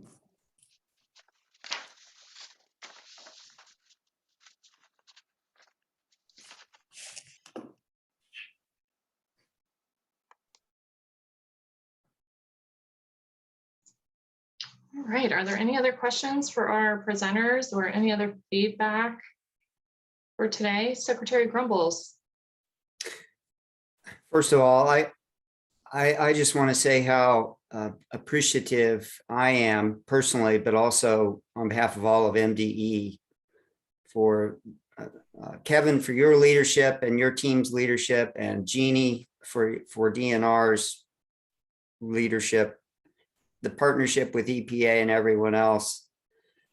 I wish we were spending a whole day on the policy briefings and discussions. I'm encouraged by the focus on monitoring always and pollution prevention and also on resiliency. And I wanted to say that I'm convinced that one of the areas where EPA and all the other federal agencies can really make progress with us is through the Coastal Bays program. And I'm seeing some real progress and encouragement with the increased environmental education. So the presentation about environmental education, when I see the universities and historically Black colleges and the schools, how can you not get excited about all the opportunities that are available to increase the resiliency of the coastal bays, reduce the plastic pollution, reduce the phosphorus through innovative and creative strategies that are based on science, but also upstream pollution prevention. I know it, and Kevin, I appreciate your comments that some of these briefings can be downers based on the status of the marshes and the sands. I think we have a lot to learn from our neighbors, but also have a lot to teach as well on the marsh resiliency. And I guess one question would be, how can we make progress in catching up with the enormous amount of effort and resources going into the modeling for the Chesapeake Bay? How can we do more? I know our 319 strategy with MDE is to try to get more emphasis on the modeling for nutrient and sediment pollution. But I'm just wondering if someone could provide more insight on how we make some progress on the modeling to continue to refine where we are going and where we need to be. The state of the modeling for the bays, coastal bays, is another way of summarizing the question. I'd probably turn that question over to Bill. I think he could answer that better than I. And I know Bill probably had to jump off because he had to do this interview with Maryland Public Television, so he may not be here to answer that Probably question. on modeling. Probably. No, that's. I can take a shot, Kevin. Sure, Kathy. So I think one of the limitations in the modeling that's been done for the coastal bays is the focus on just water column algae. Yeah. And as Bill has shown, macroalgae and also benthic algae play a huge role in these shallow lagoons. And so improvements in those areas would be important. There has been an updated model done in Virginia for the coastal lagoons, and so maybe merging that. Okay. Thank you. Appreciate it. And Secretary Grumbles, I know you have to jump off to actually testify for an EPA. No, guess. I already did it. I already did Oh, it. you're good. Oh, It was great. really fast and I was remarkably brief, uncharacteristically. So Great. All right, thank you. All right, Jeannie, I will turn it back to you. Okay, I did want to just acknowledge quickly that Bob Mitchell placed a comment in the chat that they did get a modeling spreadsheet from MDE science staff based on land use conversions and nutrient inputs. So thank you, MDE, for that contribution as well. And thank you, Kathy. I also see in the chat adding phosphorus to the modeling and not just nitrogen. Continuing our focus on both of those pollutants. So thank you for that.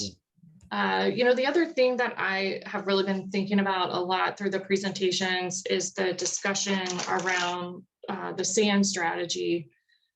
There are some real obvious needs for dredging in the Ocean City area. And I think it is clever for us to be thinking ahead and how we can try to align these projects both in timing and spatially. It's something that we've been spending a lot of time at Department of Natural Resources discussing on a statewide level. And so I did want to share that Senator Cardin and members of our federal delegation have been working on some potential language to add to the Water Resources Development Act at the federal level to acknowledge beneficial reuse and the importance of that. Obviously, we do a lot of dredging in our state for commerce reasons, which is very important, but how do we turn it into a win-win for our environment? So I didn't know if any of the local elected officials or residents of the Worcester County area had thoughts or comments on what type of dredging needs you're seeing and where and how we might be able to tie all that together. Yeah, hi, this is Tony DeLuca. I'll take a shot for Ocean City. Can you hear me? Okay. I know that Kevin and I have talked about this, and I know you know that Paul Mauser just got promoted to city engineer, took Terry McGeehan's place in Ocean City.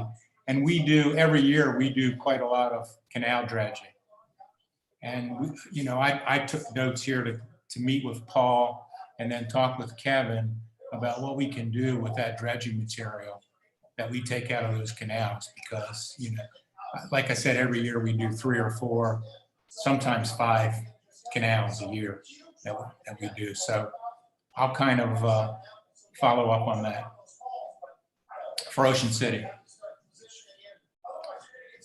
A couple of other things I wanted to give you some feedback on the presentation. So there was maybe 9 or 10 presentations. And one suggestion I have is most of them ask for some feedback or here's 2 things I'd like you to give me information on. I would suggest that perhaps they send out their PowerPoints, anyone who presented, with, what's the one question you want us to answer as a group? What would you like feedback on? Because it's difficult with 9 presentations. And some people ask for three feedback, So, it's like we have 30 questions out there that it was tough to write. The other thing is, the last thing I have is on May 6th, we have the Maryland Coastal Bays board meeting. And I think we should put some time aside, maybe to prioritize maybe the top 3 things on that list where we can really, really focus on those top 3 and perhaps a next step and, what we can do better for those top 3 things. And I have 3 or 4 top priorities from the presentations that I felt, and most people, you mentioned one just now, and most people have talked about it. So those are a couple of suggestions and some feedback I have. Thank you. Kevin, Thank you very much, Councilman. And I think that is an excellent point. We most certainly threw a lot of information at everyone at one time today. So, I will just encourage you all, even if you don't speak up today during the video conference, to please send us your input We're always welcoming your thoughts and responses. So feel free to email or communicate with Kevin and his team directly, even after the meeting today. And Jeannie, I'll take responsibility for sending out a follow-up after the meeting today and getting those presentations out to folks as well. I have a follow-up related to the dredging and the sediment issue. So one of the challenges is there's obviously just not enough dredging or going on where we need it. And the other thing is we can get designs ready for marsh restoration and thin layer placement and even the permitting done, but we may be waiting for a number of years for the dredging to actually happen in a location where we can use it. So it will be great if we can work with MDE and the Corps to get those permits extended for, I think they're 3 years now. You have 3 years to undertake your projects. But if we could get that extended to 5 or even 7 years, you know, where all we have to do is get that material and get it on the marsh to extend the life of the marsh. So that's, I don't know, just one recommendation. Rich, it's a good recommendation. And I'll just give you an example for Reedy Island, which Roman talked about briefly in his talk, which is a project which is right off of Ocean City. It's right next to Mackey's, if you know where that is on the Bayside. It's an island that lost about, I don't know, 7 acres in the last 30 years. But what our intention is there and what we'd like to be able to do is that when we do the work on Reedy Island to restore it, build it back and the habitat back, we'd like to see it used over the years as a dredge placement facility so that when these materials become available, you wouldn't need to necessarily go through a long permitting process to be able to use that site to get rid of the dredge material. It would be there and available. So, you know, these are things that, you know, we'll obviously have to work out with the folks at MDE and the folks at the Corps of Engineers so that we can make it, you know, just easier basically to coordinate these events, which is the dredging itself and the placement. And that's what we hope to do with at least partially with the sand strategy. Yeah, and one more dredging comment. Like in the Mississippi Delta, they're doing dredging for restoration. So if we could get there in Maryland, I think we could make a lot of progress on marsh restoration. I know it's a big step, but we at least need to be talking about it and maybe trying some small scale pilot projects to see how it works out. It was a big step culturally decades ago to stop calling it spoils and calling it dredge material. Yep. Now the big step is to stop calling it dredging when it's for environmental purposes and call it environmental dredging.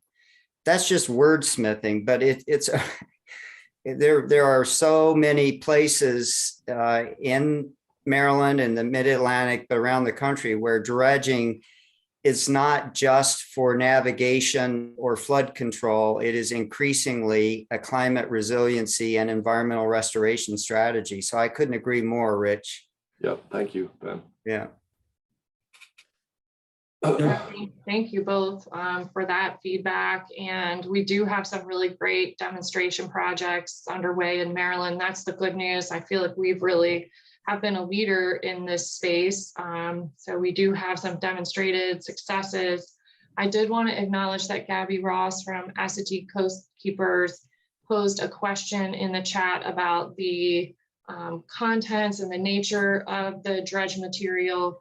MDE is much more the expert on this, but we do have protocols in place, and as well as dredge placement material program review, lots of permit conditions on that. So there's a lot of front-loaded work that goes into it before anything gets placed. But Secretary, I didn't know if you wanted to take a moment to just talk about the policy that MDE has formulated with DNR and Department of Transportation. Yeah, and it's an innovative and beneficial reuse policy, a guidebook to ensure that dredged material, when it is reused in an innovative or beneficial way, meets safety protocols and health protocols. It's benefits continuously from updated science and information, and but there is a document that has been developed and has been quite useful and is being used in other states as well as a good guide to innovative and beneficial reuse of dredged material, because you're right that the first threshold to cross is the quality of the dredged material such a degree that it can be reused in this way or that way. And you got to make sure that there's no risk to public health or safety or to the ecosystem in a beneficial or innovative new use. And I will point out that the dredging for restoration actually has been done in Maryland. Dave Person, who I think is still on the call, was involved with this with a project at the at Blackwater, although I'm not sure it was exactly on Blackwater property, but I think it was at the refuge, where they took the material and did some thin layer placement. Dave, or if you're around, maybe you could speak to that. Yes, thanks, Kevin. Yeah, we did this 35-acre project at Blackwater in 2016, and I wasn't intimately involved with the permitting.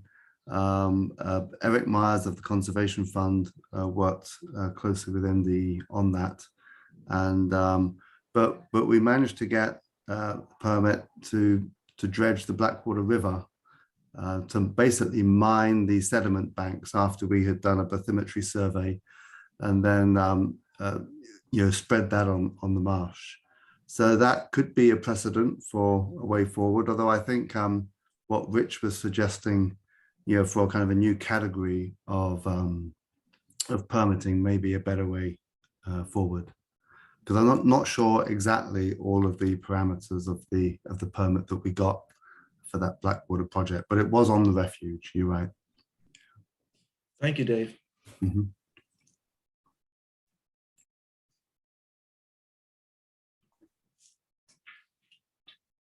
So I've also been thinking about the environmental education presentation that we saw, and knowing that in Maryland, we have a really strong environmental literacy requirement for our students. We also have the Project Green Classrooms initiative, and just talking about how important those outdoor experiences are in both learning, but also shaping stewardship. So if anyone has thoughts about the environmental education discussions that we were having today, feel free to pipe in how we can maybe make better connections or provide some additional resources for that.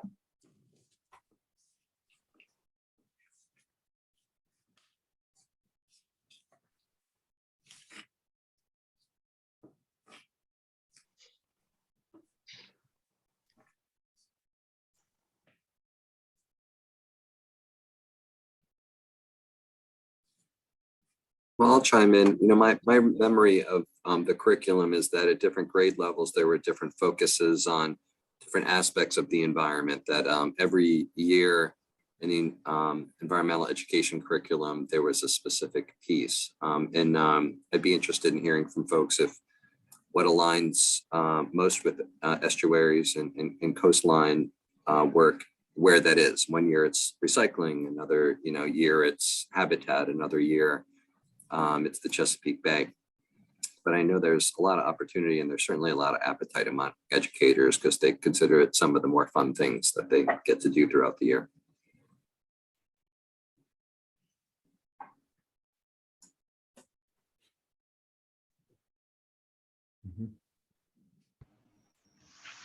Hi, this is Steve Taylor.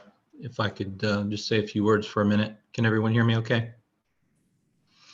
So the environmental curriculum that's developed is, of course, necessary and important, but it seems to me that what I hear through the schools and the teachers is that they have great flexibility individually as to what they choose to share with students through their own classroom. And so maybe some focus with specific teachers to encourage them to focus on the environmental curriculum, particularly those who do not currently, to share with them the importance of environmental curriculum in their classroom. Perhaps getting them out into the field so they can experience it themselves would be a good strategy for that. So those are my comments on the environmental curriculum piece. I also want to add that I really enjoyed Bill's presentation on the environmental condition of the coastal bays and what he shared with us in the last report card. And it seems as though we've hit a bit of a wall on that because that issue has come up for a number of years now. Nutrient input from outfalls, nutrient inputs from agriculture, and nutrient inputs from septics down in Chincoteague. And I'm wondering if the infrastructure money that we are about to receive or have the potential to obtain can be utilized for any of those things. For example, extending the outfall discharge, if that's a good strategy, trying to isolate where the nutrients are coming from in Chincoteague Bay even more, and looking for answers down in Virginia for the septic systems that they have in place down there.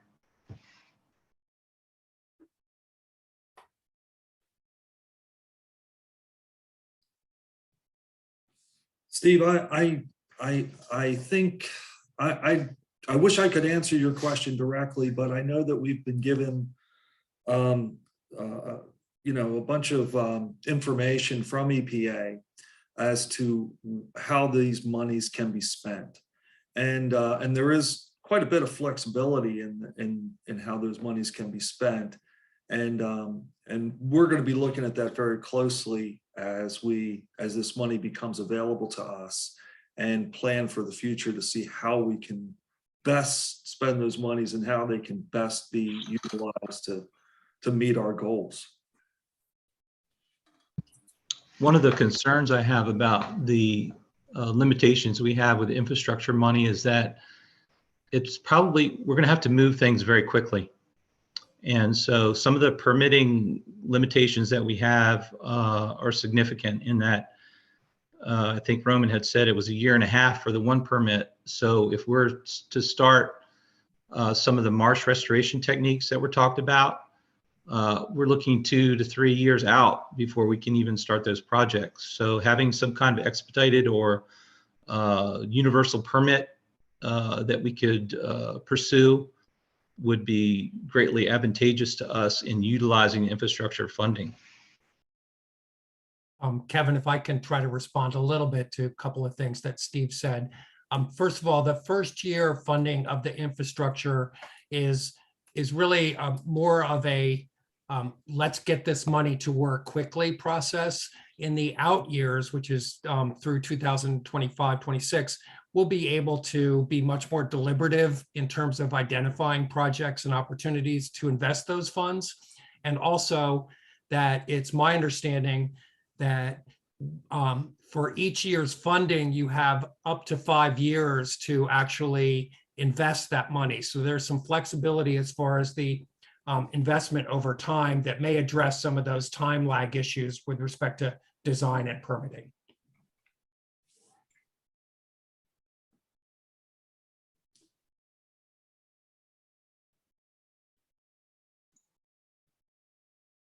Great. Well, all excellent points, and we really appreciate the feedback and the discussion today. I do realize that we are now at 12:32 and we want to be respectful of everyone's time.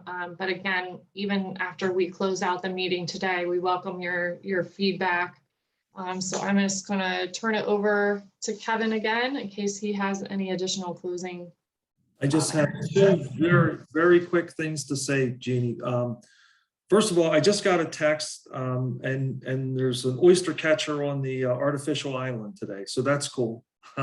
That's good news. But we don't want the oyster catcher to nest there because it will dissuade the target species from nesting there. But anyway, it's good to know that the birds are on it already. So that's nice. Secondly, and this is kind of a personal note.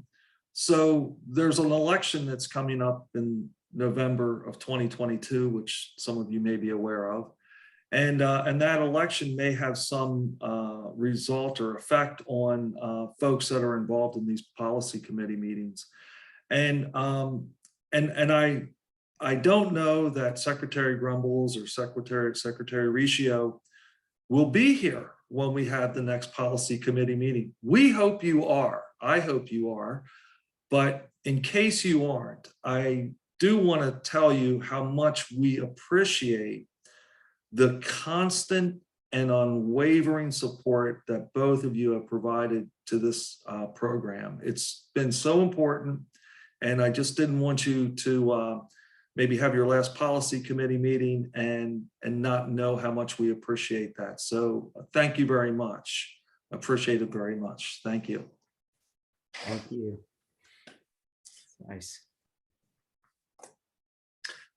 That's all I have, Jeannie. Well, thank you so much for those kind words. It's a worthy cause that is very easy to get behind, and it is, I want to speak for my department, it is very much a team effort, and we have some amazing team members at DNR, as you all know. So thank you for that. And more importantly, thank you all again for joining, but also for your contributions to the organization and your advice and your feedback, which is really so very helpful to us. And unless there's anything else for the good of the order, I think we are ready to adjourn. Thank you.